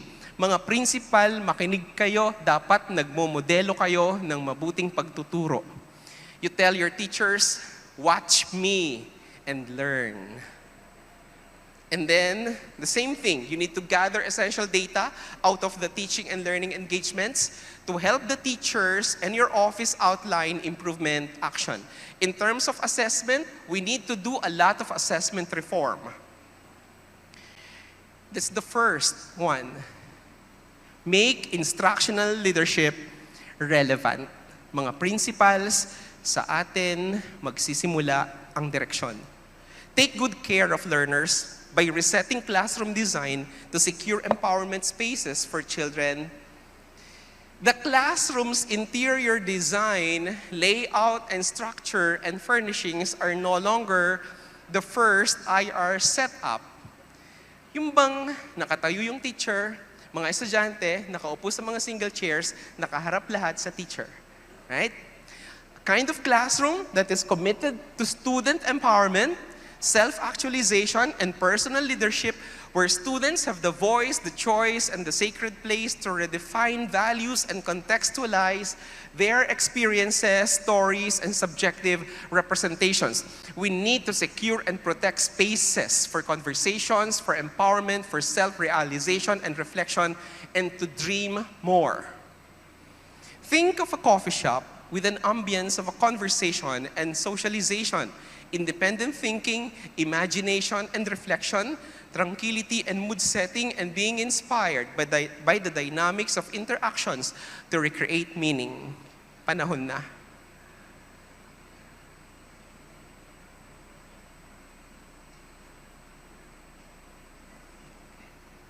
Chairs and coffee tables of different shapes or types and designs and colors are available, like booths, conference, solos, coffee table sets, sofa and pillows, family setup, etc., with no requirement for seat arrangements and where the teacher can also sit anywhere to promote collegiality and mutuality and does not impose power. There are workstations, feedback loops, small eat nookies, expressions, and motivation corners, and take a quick break spaces. Here, the teaching learning process is supported with a good mixture of strategies like your eSmart plans if available, but I tell you, technology is not supposed to limit results. Self-discovery through guided work path and online resources, reliable websites and apps, self-paced presentations, individual conferencing, differentiated tasks, etc. It's about time to reset the classrooms, to secure spaces for conversations, empowerment, and self-actualization. Take steps to integrate intervention within instruction and reform assessment. Siguro pag pinag-usapan ng reform assessment, hindi matatapos ang isang taon na ito. Nakakalungkot lang, I just have 30 minutes to do this, no? It's about time that we integrate intervention within the filaments of the instructional procedure that will require the teachers to lengthen instructional time. Parang, sige, hindi natin to ituturo araw-araw, hahabaan natin ng oras para magkaroon ng oras for intervention. And there should be thoughtful plan for intervention. Intervention will always require the use of effective formative assessment tools and strategies that will deliver numbers, that will deliver results. And then the intervention motives will start from there, like this one. Here, in the instruction leading to intervention plan, the teacher is mindful of the different formative assessment tools and strategies. But you ask the teacher, it's one of the problems. Anong formative assessment ang ginamit mo? Hindi kayang pangalanan. Iisa lang formative assessment na alam. Quiz. Anong ginamit mong formative assessment kahapon? Quiz po. Anong gagamitin mo ngayon? Quiz din po. Hulaan ko, anong gagamitin mo bukas? Quiz din. Tama ba? Formative assessments, if there's one very critical content that we need to include in the faculty development, that is for the effective use of formative assessments. The formative assessments are supposed to deliver numbers and deliver results eventually. You need to care about proficiency, okay? And then, of course, the intervention activities. Anong sinasabi natin dito? Huwag nyo nang ihihiwalay ang intervention. Ang intervention dapat kasama sa filaments ng instructional procedures. Pag natapos ang 2 oras, for example, sa mathematics, tapos na rin ang intervention. That will require continuing study on the part of the school with the collaboration of the principal and the teachers, and then some action research. But that is something new that you can try. Some schools are already doing this. And then in terms of assessment, pwede ba i-challenge naman natin yung multiple choice test? I-challenge naman natin yung true false? I-challenge nga natin yung matching test? So we need to shift. Of course, when we speak of assessment reforms, we need to consider a number of priorities and reform points. Napakadami nating dapat pag-usapan in terms of assessments, no? Say for example, tinatanong, Sir, paano po kapag ka ang learning competency, pagka ang standards po ay oracy? Ano pong assessment niyan? O di natural, oracy din, right? O di natural, oral din. Hindi naman kasi lahat nakikita sa pen and paper, right? But every teacher is so concerned about pen and paper as if the pen and paper will give you magic and will change the lives of these people. Pag hindi mo ba nasabi, mali. Pag di mo ba kayang sabihin, mali. Pag malibang spelling, ibig sabihin, hindi mo alam yon. So we need to transition from, say for example, from choosing to revising. Instead of telling the kids, choose the correct verb in the parentheses and circle your answer, we say, I want you to revise this paragraph observing correct subject-verb rules. We need to challenge those traditional assessments. From true-false to writing transferable generalizations like that, it's about time. Or constructed response test that is live illustrated. This one. Mr. and Mrs. Cruz are planning for some renovation works in the main bathroom. Listen to this. This is a very exciting test. They are thinking of widening it so a cast iron bathtub can be strategically placed. The new comfort room needs to measure 250 cm in height, 350 cm in length, and 300 centimeters in width. The couple knows that in general, the smallest size is 15 square feet, which can fit a sink and a toilet.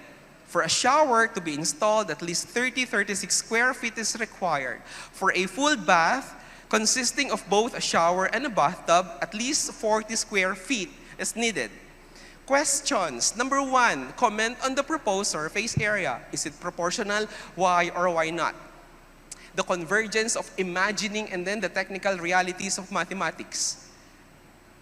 How many 15 by 66 centimeter floor tiles will be needed to cover the floor area? Madaming teachers, maski yung mga teachers na nagtuturo ng math, hindi alam kung ilang tiles ang kakasya doon sa ipapagawa niyang kwarto. Hindi alam kung anong mga sizes. Hahanap ng karpintero, sasabihin, magpapatiles po ako ng kwarto ko. Anong tiles po ang gusto niyo? Sabi ng karpintero, yung pong hindi pa masyadong malaki, hindi naman din po masyadong maliit, yung katamtaman. So tinatanong karpintero, ano pong size? We cannot even tell the carpenter what the size is. How many 20 by 20 centimeter wall tiles will be required to cover the floor walls if the door measures to 15 by 65 centimeters? Considering the dimension of the bathroom, what dimension of the bathtub is most appropriate? 60 by 30, 45 by 22, 55 by 24, why?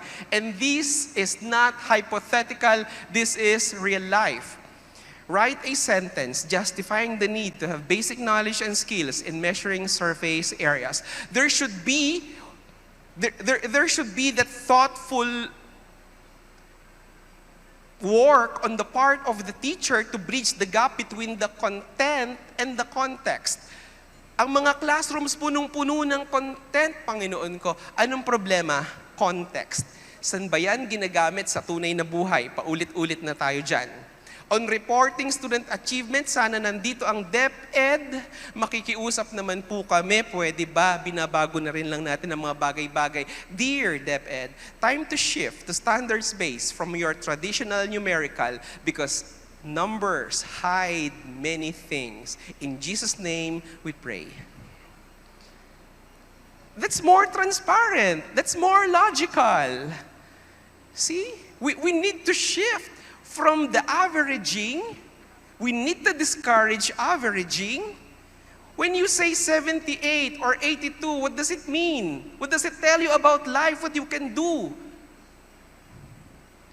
Standards-based report cards communicate more effectively because of their specificity and transparency in what students are expected to learn and how well they have achieved those expectations. And I know with Yusek Gonong, DepEd will listen. Give adequate opportunities for year-long and developmental faculty development that is school-based, accessible, inclusive, and then context-based. We need to provide adequate time and spaces for teacher collaboration and personal leadership in schools. We need to empower our teachers. We need to give them spaces and adequate time for collaboration, for encouraging professional learning communities aimed at improving instructional practices and eventually learning. These are some of the topics that we are recommending for your school-based teacher training. What about your reading curriculum? Framework, instruction, context, and assessment design for reading. And then a guaranteed and viable curriculum that will help the teachers study learning progression, analyze learning priorities in the curriculum, and then unwrap the essentials. And then learning targets, common formative assessments, and differentiated intervention might be very attractive for your school-based training. The learning skills, curriculum, teaching metacognition because they go together with self-regulation and oracy as complex intervention. Joyce, oracy is a forgotten basic in education. And designing and implementing effective pedagogy in the teaching learning blueprints. Pwede bang turuan natin yung mga teacher paano magturo? Hindi turo tayo ng turo, paano gumawa ng curriculum map, alam na nila yan. Paano gumawa ng learning plan, alam na nila yan. Paano gumawa ng test, baka alam na rin nila yan. Turuan natin silang magturo. We need to teach them how to teach. Because I tell you, many teachers are not teaching. Action research, and then student learning data and evidences, and institutionalizing professional learning communities. Learning data, promoting a culture of collaboration to ensure student learning. Skills and strategic thinking and summative assessments using the depth of knowledge, the dynamics of the DOK, and then extended thinking and task reforms. Kung ano-ano mga performance tasks na pinapagawa ng mga teacher. Ang issue, ang mga performance tasks, hindi naman naka-align sa mga performance standards. Hindi naman authentic. Hindi naman mapapakinabangan sa tunay na buhay. Those performance tasks that do not really represent what the students have learned and acquired. To end, let me say, cherish your visions. Cherish your ideals. Cherish the music that steers in your heart, the beauty that forms in your mind, the loveliness that drapes your purest thoughts. For out of them will grow all delightful conditions, all heavenly environment. Of these, if you remain true to them, your world will at last be built. Salamat sa Diyos at may mga pagtatapos. Maraming salamat po.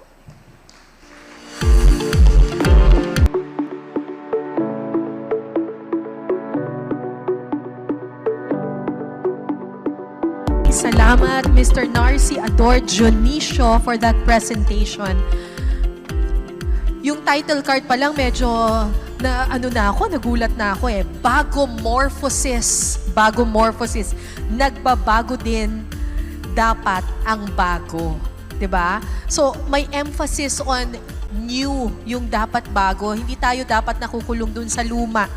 Bago kasi nagbabago ang panahon, dapat nagbabago rin tayo. But my key takeaway from the talk of Sir Narcy kanina is that hindi lang pala yung curriculum ang dapat magbago. Kailangan magbago rin tayo ng mindset. Magbago rin tayo ng paraan ng pagtuturo, paraan ng pakikipag-usap at pakikipag-deal with other people, especially our colleagues. Kaya nga colleagues ang tawag natin sa kanila. Sabi nga ni Sir Narcy kanina, mag-usap imbis na mag-utos. Di ba? Make it more collegial. Make it more collegial.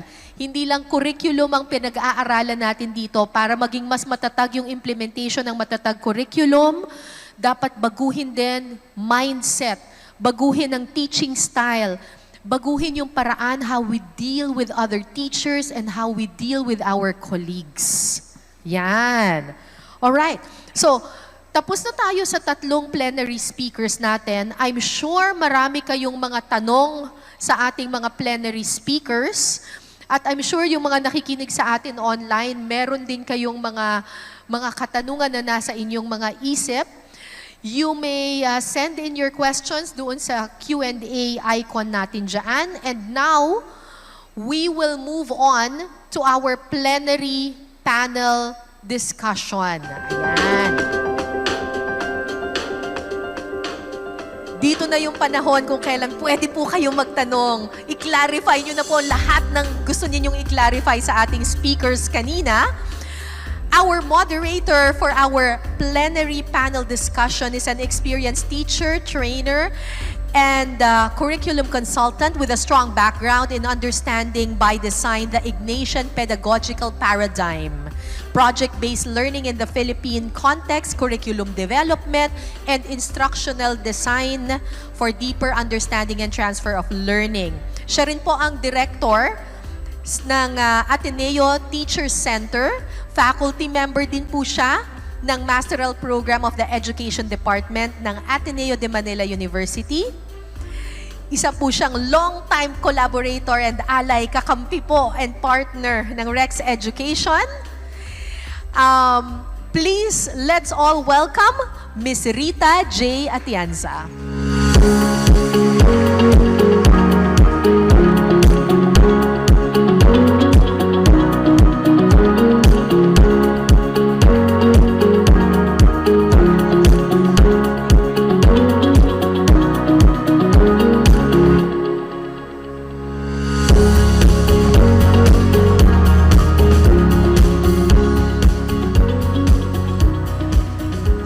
Good afternoon, everyone. It's nice. It's my first time on site in such a long time. I'm so used to online, but it's so nice to see familiar faces. Thank you, Rex, for inviting me here this afternoon. So let me introduce our panelists for this afternoon. We have, of course, our two speakers, Dr. Marie Therese Angeline Bustos, Director, Assessment, Curriculum and Technology Research Center.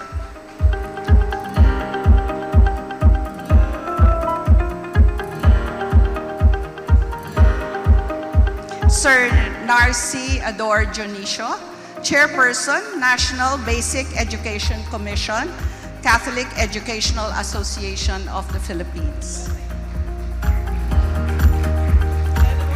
Dean Jerome Buenviaje, Dean, College of Education, University of the Philippines.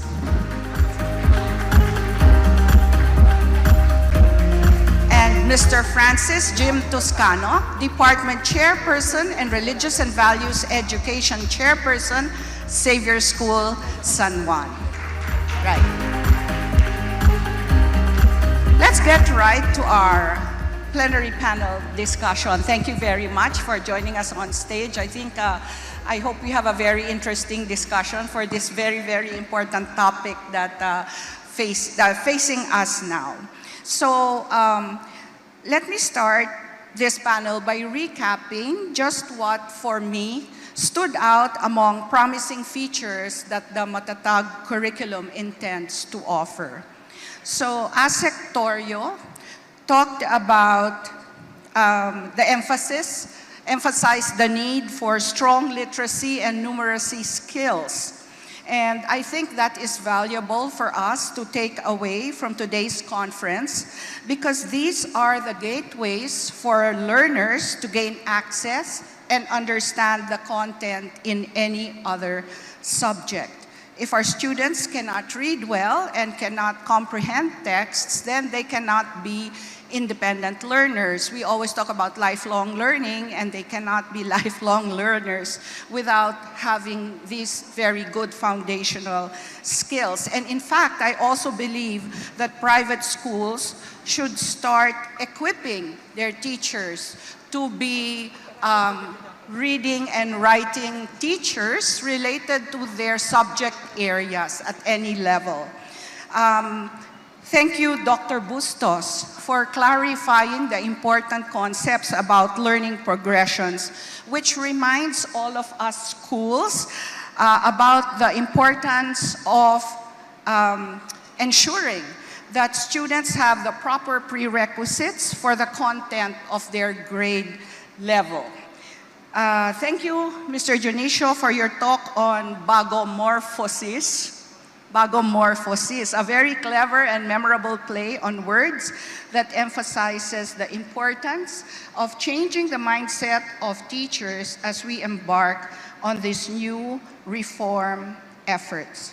All right, so sabi nga po ni Mr. Dionisio, just the mindset shift of what will I teach students today aka lecture content test for today, to what do I want my students to learn? In other words, Dr. Bustos told us where are they starting, and how do we get them?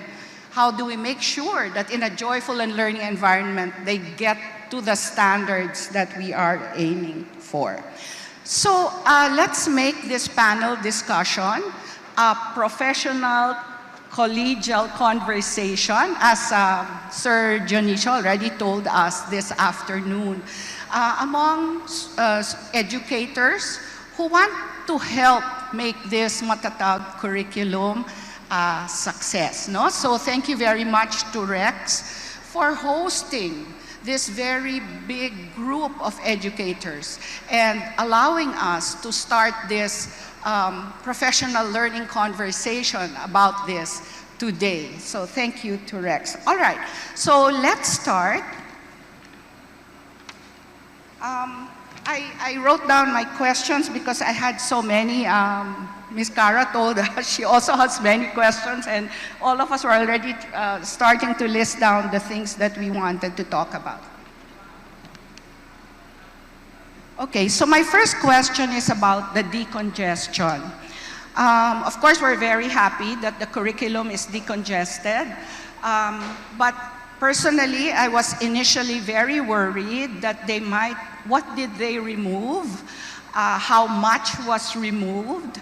And I guess my question to the panel is, what can private schools do to familiarize themselves with the reduced content and provide some bridging, especially for grades 2 and 3, maybe 5 and 6, because the rollout will start with 1, 4, and 7 in kinder, right? Would you have any suggestions so we can start being proactive about it while we're still studying the curriculum guides? Ms. Rita, I think the best practical approach there is to program systemic approaches to curriculum mapping, because in that curriculum mapping sessions, teachers from the kindergarten level up to the grade 12 level in the different subjects of expertise, look at the curriculum priorities, study learning progressions, and try to see the gaps and what can they do to bridge the gaps when they unwrap the different essentials. I think that's a very practical tool and strategy for schools. Systemic approach. Ang problema kasi, Ms. Rita, ganito. Pagka meron kang 7 to 10 department, nagkukurriculum mapping sila lang sa 7 to 10. Yung K to 6, may sarili silang mundo. Yung senior high school, may sarili silang dimensyon. The word, I guess, is systemic approach to curriculum mapping. Nandun lahat ng nagtuturo. Say, for example, you give time for math teachers from K to 12 to discuss the different content of the curriculum, understand learning progression from there. Di naman kailangan lahat ng skills makita nila. At least they can start small, Para lang mapamiliarize sila doon sa katuturan ng learning progression. Ang problema kasi, Ms. Rita, ito nga, wala namang time yung mga teacher. Yun ang problema. So sabi ko, una, baka kailangan talagang tignan yung teacher loading, yung loading assignments. Tapos pangalawa, kailangan may principal na magsasabi na ito, dito, ito yung time para sa inyo and this is protected. Hindi po pwedeng pabago-bago. Tignan mo, they proceed with the instructional designing, with the assessments and all. Pero yung mga learning targets hindi malinaw dun sa mga teachers. Ang ginagawa nila, they just copy-paste. Kung ano yun nasa curriculum guides, kinokopya lang nila, papunta sa intended curriculum, and we discourage that. So I think K-12 systemic approach to curriculum mapping and learning progression. So I think this is a call to the instructional leaders. I think it's a very kind way to support teachers in the work. And I think it's a very valid recognition of all the hard work that the teachers have already been doing. So maybe a systemic approach, care of principal, can be thought of, so that the work is a concerted effort to get there together, Perhaps we can hear from our other panelists. Yeah, just very candidly, every time I see Miss Rita, I remember our curriculum review in Xavier School. We've been doing a lot of that with Miss Rita, with her guidance. But in addition to Sir Narcis's idea, I think we also need to tap instructional leaders who are subject area experts as well. The department chairpersons, for example, because they know what's happening, or they should know what's happening within the curriculum under their scope of discipline. I think what is very challenging right now is that in relation to DepEd Matatag, the rollout is by year.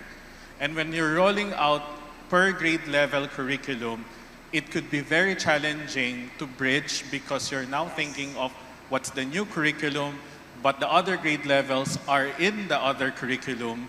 So how do you now bridge and make sure that teachers are not stressed? Remember, the teachers are the one who's gonna do the curriculum review.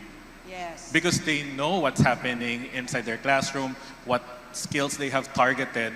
So I think more time should be allotted on top of the daily work of the teachers.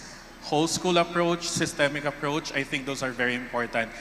But the main challenge really that I see right now is how do you bridge that when you are transitioning to a new curriculum but the other grade levels are still on that old curriculum. I think that's one thing that we should. Yes, so more time, systemic approach, as Sir Narci said, baby steps, as Sir Narci said. Dean, I got excited when you got your microphone because, of course, we value his expertise in this a lot. Yeah, thank you. I'll be speaking at the lens of the theoretical perspective. I have this publication with my thesis advisee on middle leadership and the importance of middle leadership. It's too much to put the burden of the instructional leadership solely to the principal. Okay, thank you for reminding us. Okay, so yung word ng collegiality, when you say collegiality in terms of instructional supervision, this is shared leadership. So the challenge now is, as we face this uncertain time, lahat kasi anxious, no? Mataas ang anxiety level eh. Kasi when we think of something new, parang feeling natin laging may bago na dapat isang tao at mga main actors lang. It has to be a collective effort. So dapat ang isaalang-alang ngayon ay how can leaders develop middle leaders within your organization? Iyon yung isang dapat paghandaan kung gusto nating maging maayos ang implementasyon ng ating curriculum. Okay, so it just occurred to me, two mindset shifts. Leaders, you are not weak leaders if you ask for help and have collegial conversations. Thank you, Dean. But also, the inference from Jim's insight is that kailangan tayo magbasa. Kasi sa totoo lang, because we don't have time many times, if the curriculum guide comes out, we don't really study it. We just look at what's for third quarter, what's for second quarter. Hindi naman natin pinapag-aralan, no? But collegially, we can do it. Dr. Bustos, I think many people got very affected positively by the talk of Dr. Bustos. Many people were very excited. And in our table, I was saying that I think learning progressions might be the missing link here. Will learning progressions help us in this regard, Dr. Bustos? I think definitely learning progressions have a role to play in our implementation of the curriculum. My advice really is for everybody, before you look at the curriculum, take a look at the shaping paper. There's a general shaping paper, and for each learning area, there are learning area shaping papers. Because those documents contain the intention of the curriculum. Now we're hoping that there would be synergies, no, between the actual curriculum guide and the shaping paper. And so I really suggest that schools would have to work in groups instead of assigning faculty to certain tasks. People would have to have a community understanding of the curriculum. and what would be indicative behaviors that would show that our students have attained certain competencies. And this is a task that cannot just be assigned to one person or one instructional leader. You have to have teachers thinking about the curriculum, thinking about the learning competencies, and thinking about what would be considered acceptable demonstrations of those learning competencies. Otherwise, it may appear as though you are covering more by assigning individual teachers to certain tasks. But ultimately, you need a group of people to really discuss what the curriculum is. Don't just assign individual teachers to understand the curriculum and be in charge of implementing it. A community will protect them as well as protect the students, protect the school, in terms of making sure that our implementation efforts are, well, at least number one, that we would hit the nail on the head, that we would have very good implementation plans. And secondly, it's always good to have a common understanding of what is demanded by a curriculum. And you can only do that when you have professional learning communities within a school. I think that's another wonderful tip for all of us. And I think after hearing all the suggestions, we feel less overwhelmed, right? Dr. Bustos brings up a very good point, common understanding. Because sometimes we think we all understand certain terms in the same way, but if we talk about it, you know, even like Dr. Bustos said, if you understand terms like the 21st century skills, that's very loosely used in the literature, over the internet. So do we have common understanding and then come to an agreement in the school? So it's really working together, right? Yes. Rita, I would say talaga, the GSP, the General Shaping Paper, is a good starting point. Tsaka po pwede sana, kung pwede sana yung mga faculty meetings, baguhin din natin ang itsura kasi ang mga faculty meetings, buwan ng wika, nutrition month, ang faculty meetings ay dapat devoted sa curriculum assessment and instruction. Sa mga faculty meetings, doon magandang pag-usapan. Una yung pag-usapan, learning progression. Wag muna sa kung ano, saan kayo makakarating, no? Learning progressions muna. Tignan nyo yung mga available matatag curriculum. Yes. Out naman na yan. Tignan natin kung paano nagpa-progress, no? Itong mga skills, mga building blocks of knowledge na to, and even performances. Yun yung isang napansin din natin, yung learning progression, parang hindi naman talaga masyadong naiintindihan ng mga teacher kasi they just, you know, ang approach kasi nila pa rin sa curriculum implementation, individualistic. Yes. Sabi nga ni Dean, should be shared accountability and responsibility, no? Parang everybody in the school is looking at the same thing, interpreting the curriculum. Yes. Because how you interpret the curriculum can be critical to teaching and learning, really. And then planning it together as a school with your school's specific constraints in mind, right? Like there's fast teacher turnover in all schools. So, you know, when you have that collegial conversation, it's not with just a few people who know about it. Para may continuity din, no? Din. Yeah, and if I may add, one of the realities of the private schools, kasi most of the participants here are private schools, ay yung high turnover ng teachers. Yeah. So, meron kang teachers na 20 years expert na yan, kahit nakapikit yan. Alam niya kung anong tinanggal na competencies. Pero meron kang mga bago, novice teachers, but you know, you really can leverage on these teachers who are within the system for a long time and make them leaders, no, within the system. Kaya gusto ko lang makarelate na kailangan nating maging strategic in terms of our actions, no? Dahil yung language, yung level of communication, hindi talaga pareho. Like, when you train teachers, kailangan differentiated din.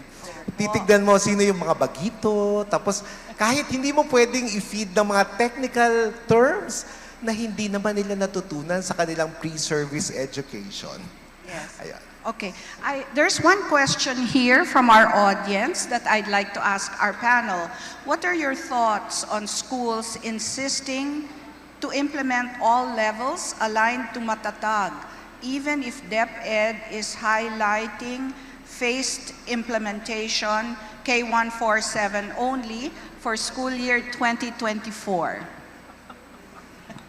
Meaning, gusto na nila, hindi lang yung K, Oo, G1, parang ganun po. 4, 7. Ano daw i-implement nila? I Wala pa guess naman- K to 10. Nasa ng curriculum, wala pa. O, pag-aralan muna nila kung ano muna yung nandyan. At mahirap ngang sabay-sabay. That's also the position of DepEd. Unahin muna natin to, pag-aralan ng transition from the existing to the matatag curriculum. Ang problema kasi minsan sa atin, parang inaakap natin yung puno, liit-liit lang ng mga kamay natin, Miss Rita eh. Very graphic description. Thank you, Jim. Ako, that's my position, kung ano muna yung nandyan. But we will not prevent teachers to do conversations about possibilities, no? But Yes. that will require criticality on the part of the teacher to identify gaps, no? Using learning progression methods. Yun yung kailangan talaga na patuloy na pag-usapan ng mga teachers. Pero kung sabihin nila, i-implement, wala pa pong i-implement. Ang available pa lang naman po ay K1, 4, and 7. Siguro po before I get to Jim, siguro po ang conversation there, ang implementation is even if the rollout, for example, will be grade 4, there should be cluster conversations of the teachers from grade 1, 2, 3, and 4. So yung conversations, as Sir Narcy said, can commence, but the rollout is 1 and 4, for example. Yes, Jim. kasi hindi naman pwedeng sasabihin ng grade 2 at saka grade 3 teacher, di pa kami kasali dyan, 1 and 4 lang. And hindi ganun yung sinasabi natin na collegial conversations. Unsolicited advice, 3 things. Number 1, while waiting for the other grade levels, I think, aside from conversation, create a transition plan. I think that's very important. Create a transition plan that includes looking at the gaps, finding where you are in terms of the curriculum. Second, the general shaping paper already enumerates important or very important essential instructional approaches. While waiting for the other curriculum to come out, why not explore, for example, because explicitly it says project-based learning, technology-enhanced teaching. I mean, you can focus already on shaping the way you will do instruction, at the same time assessment, while waiting for the other curriculum. I think it's very important to note, and I love the emphasis a while ago, that it's not just curriculum that will change. So while waiting for the curriculum, I think it's important to find where we are side by side, learning delivery, instruction, and even assessment, because assessment matters. The only time that we can say that DepEd Matatag will work or is working is when our students are able to show explicitly what we have stated and the skills or whatever. So how do we do that? Learning progression, looking into how we assess them. Maybe those are some areas that we need to include in the conversation while waiting for the other curriculum to come It's like out. Yeah. outlining the structures based on what is available, K147, para pagdating ng susunod na taon, at least yung mga structures, mga programs, Ready, yes. nandyan na. Very critical in the transition, Jim, is the individual faculty development plan. When I hear principals complaining about teacher migration, teachers leaving them, I say it's not noble for principals to complain about teachers leaving them. The more na dapat pag-igihan ang faculty development dahil nakikita natin ang teacher migration.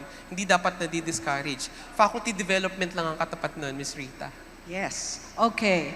I think I've read the general shaping paper, and they're really, it's very good material.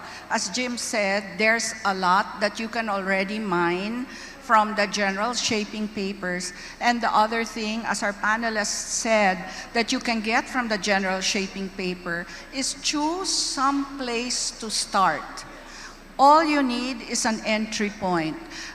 Dr. Bustes talked this morning about learning progressions, and Sir Narcy also said it's a good place to start. So you can just talk about what learning progressions are, how important they are, what the understanding of teachers is at the moment, maybe how you can use learning progressions for scaffolding, di ba po, Dr. Bustos? Scaffolding of students, etc. So just choose an entry point, and the general shaping paper provides many, many entry points. Okay? There's a question here about one of the strategies mentioned in the shaping paper, and I'd like to ask the panel, what strategies can teachers employ to differentiate instruction based on the learning progression, considering varied student learner needs and abilities? Maybe. Anyway, one thing that you can do is that for every learning competency, that you think about it in 3 ways. What is the prerequisite? What is the prerequisite so that the student can start or be able to learn a particular competency? And then the next one would be, what would be a step higher from that competency? And so you will have to think about these in 3 ways, and even in assessments. Earlier, there were some of you who approached me regarding the assessments. Really, the assumption is when you think about easy items, they are actually prerequisite items. The average items are the actual items that cover the competency. And the more difficult item is one that uses that competency and expands it further a bit. And so I think what you can do is to really think about it in terms of those 3. And so I think that would be one tangible way of thinking about learning progressions for the different learning competencies that are found in our curriculum. Yes, and then the differentiation can be at least knowing where your students are. Are they more adept only at the easier levels? Prerequisite level, average level, or and the then actual competency level, or are they advanced? But because the trajectory of learning is really from, so what the student can do already without your intervention, that means the student is already in the zone of actual development. But when the student needs you, needs your assistance, needs prompts, needs clues to be able to answer an activity, that means the student is still in the zone of proximal development. And so the role of the teacher or the more knowledgeable classmate is to scaffold, to provide some assistance. If a student cannot handle a learning competency, even with your assistance, that means the student does not have the prerequisite skills yet. And so you may have to think about differentiating instruction in those 3 areas. Some of your students are still working on prerequisites. And so the activities and the instruction to be given to them is in the prerequisite level. But others are ready to learn. However, they need your assistance. They need prompts. They need tips, etc. They need scaffolds. So that is actually the best time to teach. But you cannot remove the scaffolds until you see that they are able to master the competency. Meaning, so that means there are scaffolds. You try to remove the scaffold. And then if they fail when you remove the scaffold, that means they haven't mastered it yet. And so again, provide more activities until such time where they don't need the scaffold. They don't need the prompt. So the movement really is from prerequisite, zone of proximal development, meaning learning with scaffolding, learning with prompts, and then learning independently, learning without prompts. So zone of actual development. So you think of that when you differentiate instruction, because most likely in your classes, there will be those 3 groups of students. those functioning at prerequisite level, those who are ready to learn the learning competency, and those who are a bit advanced. When the student is a bit advanced, you do a lot of enrichment exercises already, while you're still building up the ones who are in the ZPD level. So, ngayon po malalaman ninyo bakit kayo nag-aral ng Vygotsky during the teacher training days. Napaka-importante pala talaga. Okay. All right. But I think we can take the advice of Dr. Bustos not only for our classroom teaching and for our grade levels and subject areas that we're teaching, but when you look at the curriculum map as a whole, keep in mind, many times sa scope and sequences natin, ang akala natin learning progression is just introduce, reinforce, master. Pero napakalabo po nun, no? Especially when we hear Dr. Bustos say there are prerequisite skills, ZPD level skills, and then the more enrichment type exercises. And that's how we should think rather than IRM, introduce, reinforce, master. Yeah, it brings me to the next point that I'd like to ask about, which is teacher professional development in preparation for matatag. Parang ang daming ipiprepare. What are some tips that we can go about this? Una, assessment using the PPST, appraisal system, using the domains and the standards of PPST. Ako po, ang paniwala ko talaga, ang development program for faculty must be individual, must be needs-based. And the best way, the most practical way for that to happen is to use the domains, the strengths, the expectations of PPST to measure teacher proficiency in the different expectations of professional development. That's one. Pangalawa po, sana po dagdagan ang mga continuing conversations in faculty meetings. Sana po dagdagan ang mga school-based trainings for teachers.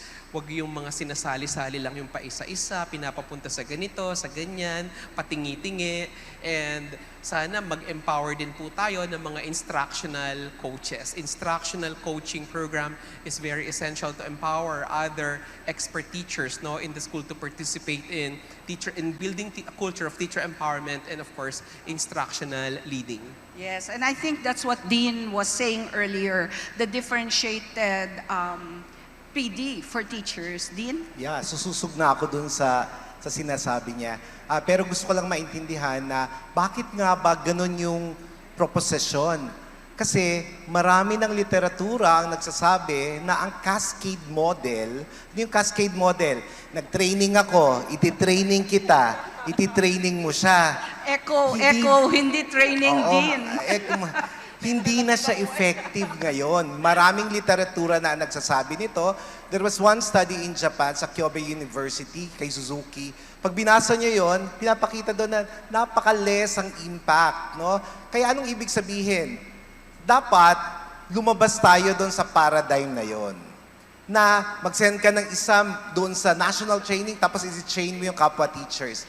Ang tunay at authentic na learning as professionals, nangyayari ayon sa konteksto ng bawat guro. Parang magkakaklase kayo. Kaya nga, community of learners. Parang, saan ka mahina sa technology?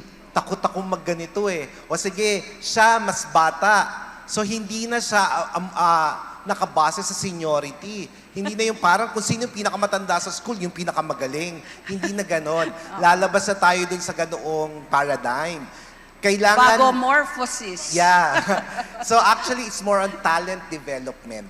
So, kailangan ang administration would be able to develop talents within your organization.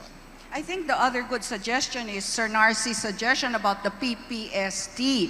Because yun yung basehan. Parang yun yung curriculum natin for teachers. So look at the PPST and which teachers need you know, the domains and strands of the PPST.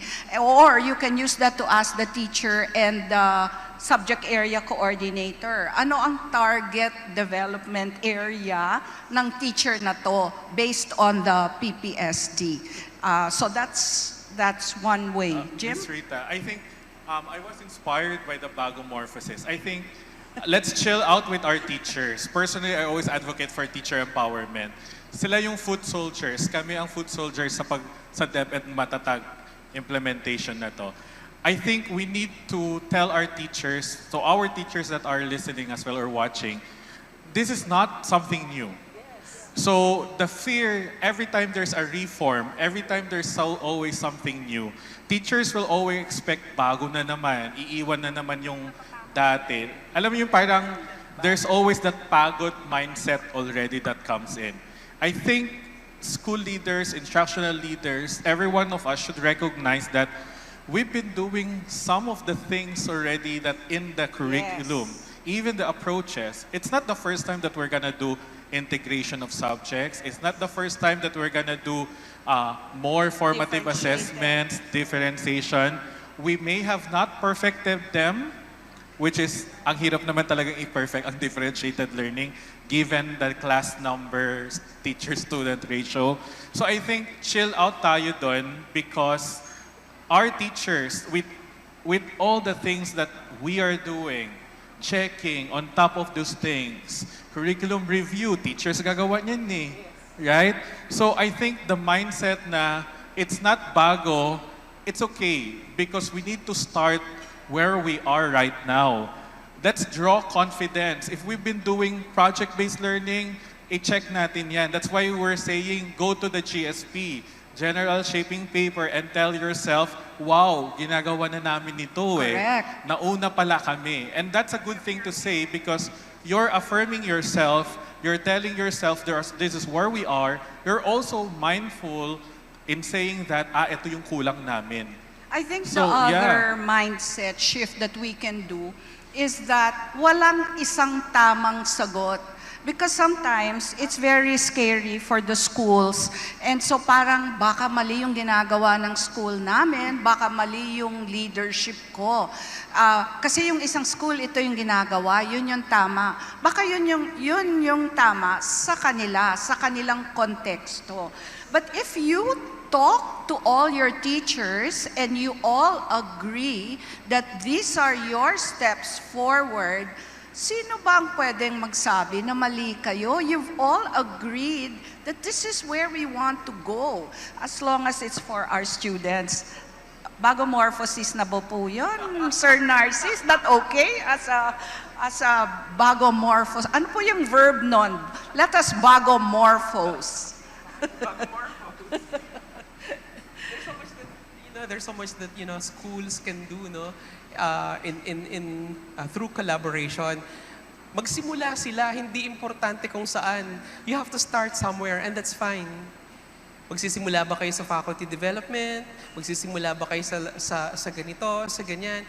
Won't matter minsan eh. Importante, nagsisimula kayo somewhere. And lahat naman yan, nagsisimula sa maliit and then eventually it grows into fire. No?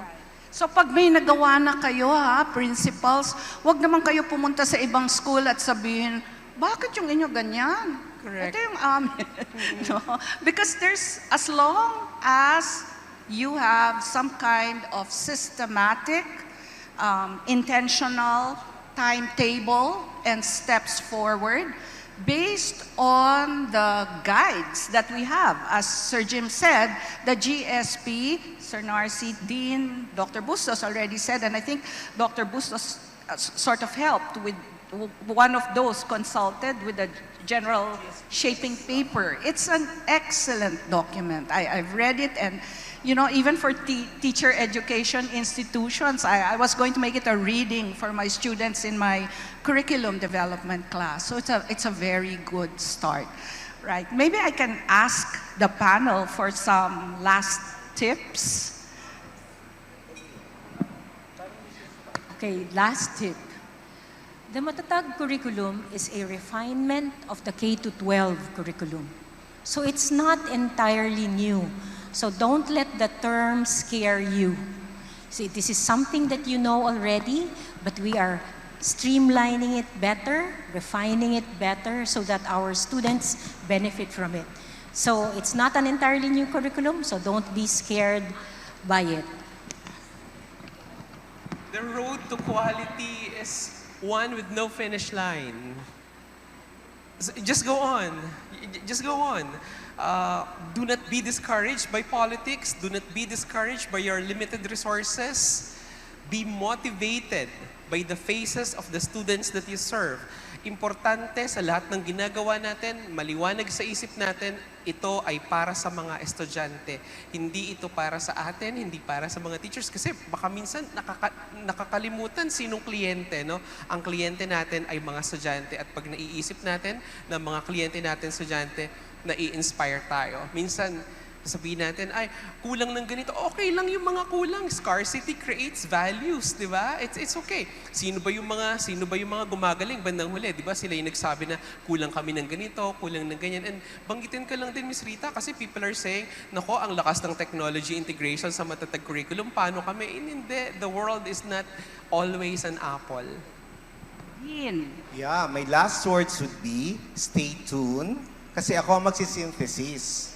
Okay. So, So that's the pag last, hindi nyo ako last sinamahan word. mamaya, hindi nyo maririnig yung last words. That's the last best word. Okay, Sir Jim. Makinig tayo kay Dean later. I think it's important to always look at where we are now. Context. Very important yung konteksto. Wala sa atin nagsisimula sa zero. This is a process. I think we need to undergo the process before we can judge it. And in the end, this is a curriculum. Makikita lang natin yung effect nito after so many years. Miss Rita, how many years? I don't know. No, long time. It's a long time. So I think we're in for a ride. We just need to be in this thing together. Systemic, everyone, every stakeholder. So thank you very much to our panelists for all the help that they've given us. I have a last word, dear teachers, even if, for example, paano yan, teacher-centered talaga ako, okay lang, just keep trying. You know, the butterfly in the cocoon, if you remember the story, pag maaga ninyong yung cocoon, pilay yung wings. So each of us has our own time, but you have to have the mindset shift of the bagomorphosis and try. Just keep trying. Don't wait till you're perfect. That's not going to happen. Just keep trying. Okay lang magkamali as long as you keep moving forward. So thank you, everyone. Good luck to all of us. And thank you to Rex again.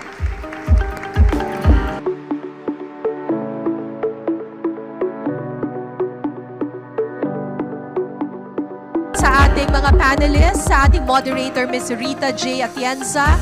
To our panelists, thank you very much, Mr. Narcy Junicio, Therese Bustos, Jerome Buenviaje, and Mr. Francis Jim Toscano. Maraming salamat po sa lahat ng ating panelists. Very, very fruitful discussion. Overwhelmed na naman tayo lahat, pero sabi nga nila, di ba, kapag kayo'y nalilito, nahihirapan na dito sa bagong curriculum, laging isipin, ginagawa natin ito para sa ating mga kliyente, ang mga estudyante. We're doing this for them. Siguro dadagdagan ko lang yung bagomorphosis na sinasabi ni Sir Narcy kanina. I always tell my students, huwag matakot sa bago. Kasi ang bago, nakapagpapabago. It's life-changing. Okay? So, all right. Pagkatapos ng ating plenary panel discussion, knowledge check muna tayo, mga teacher participants. Nakinig ba kayo? Nakinig ba kayo? Yan ang tanong. Meron ba kayong natutuhan? May pop quiz si Teacher Cara.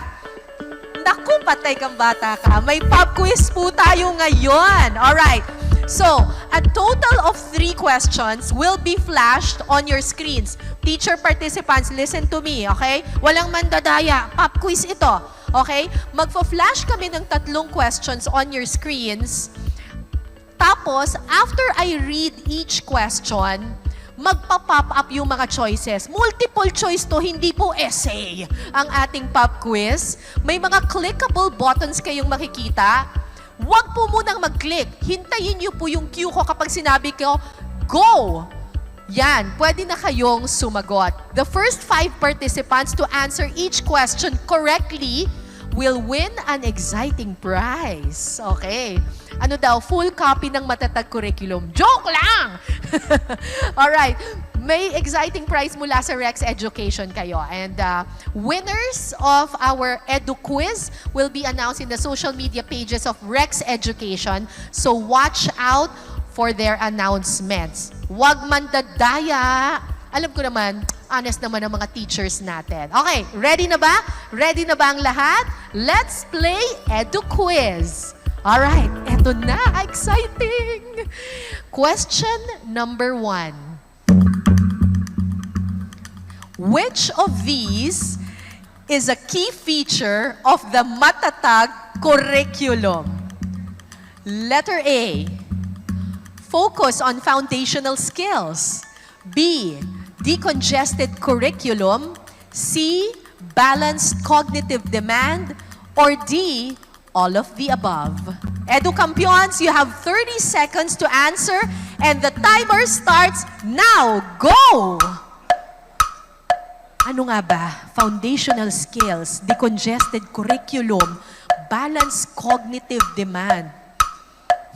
Alin nga ba dito? 19 seconds to answer. Dito sa floor, alam na ba ninyo yung mga sagot? Alam daw. 10 seconds. 4, 3, 2, 1. All right. Time is up. Time is up. Sasabihin ko na ba ang sagot? And the answer is, sister, ano ang sagot? Letter D, sabi ni sister. All of the above. Nako. Tama. Nako, sister, sorry, wala po kayong prize. Tanungin natin si Attorney Buhain, may pa-prize ba tayo kay sister? Una siya dito on-site eh. Dapat may prize. May prize daw. All right. Question number 2. Question number 2. All right. How many foundational skills does the Matatag curriculum focus on from the 7 learning areas covered in the current curriculum? All right. Here are the choices. Letter A, 7 pa rin. Still 7. Letter B, 6. Letter C, 5. And letter D, 4. 30 seconds on the clock. Key in your answers now. 4, 5, 6, or 7? Yan lang ang tanong. 4, 5, 6, or 7? Ang tinatanong po natin ay ang mga foundational skills. 4, 5, 6, o 7? 10 seconds.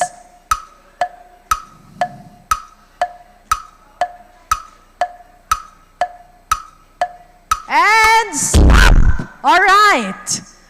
Ang sagot. Uy, may nagre-raise ng hand doon, oh. Sige. Hula ba to? Ano ang sagot?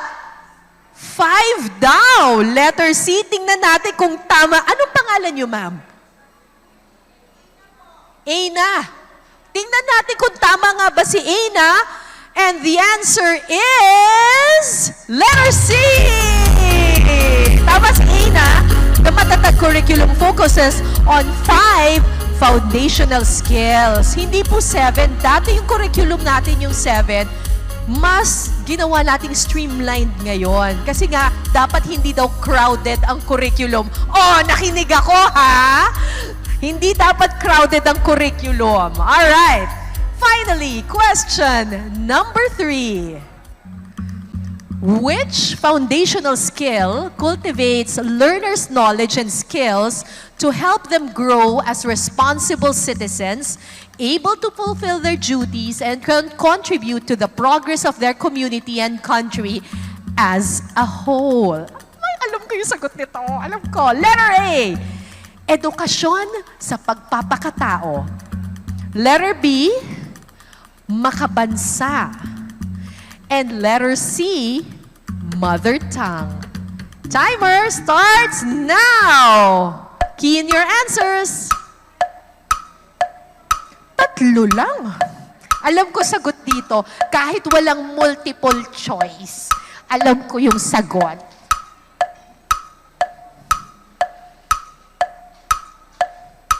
Kanina diniscuss to eh. May bilog pa yan eh.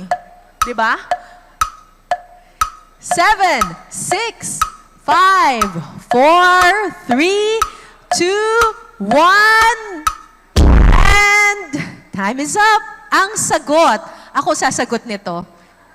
Kasi alam ko to eh, nakinig ako kanina sa plenary eh. Makabansa. Tama? Na-drawing ko pa. Yung bilog yan eh, di ba? Alright. Thank you, thank you. Thank you everyone for participating in our Edu Quiz. Malalaman po natin sa Facebook page ng Rex Education kung sino-sino ang mga nagwagi. Malalaman na rin ba natin kung anong premyo nila? Hindi pa. Parang lifetime supply ata ng mga books. Joke lang. Nagbigay talaga ako. Alright. So thank you very much to all our Edu Campions who took time to participate in the game. Sabi nga, ito ay abangan nyo na lang yung mananalo sa social media pages ng Rex Education. Moving on with our program with a quick reminder, your registration plus attendance at AECON 2024 serves as your entry to our raffle draw. So sa mga hindi po magwawagi sa Edu Quiz, may raffle pa po tayo. Everyone has an equal chance of winning a prize and we will find out if the odds are in your favor later this afternoon. Now, after an exciting game, okay, na medyo competitive tayo, let us now sit back and witness an awe-inspiring, spirit-rousing performance of a dance number from the Nocturnal Dance Company.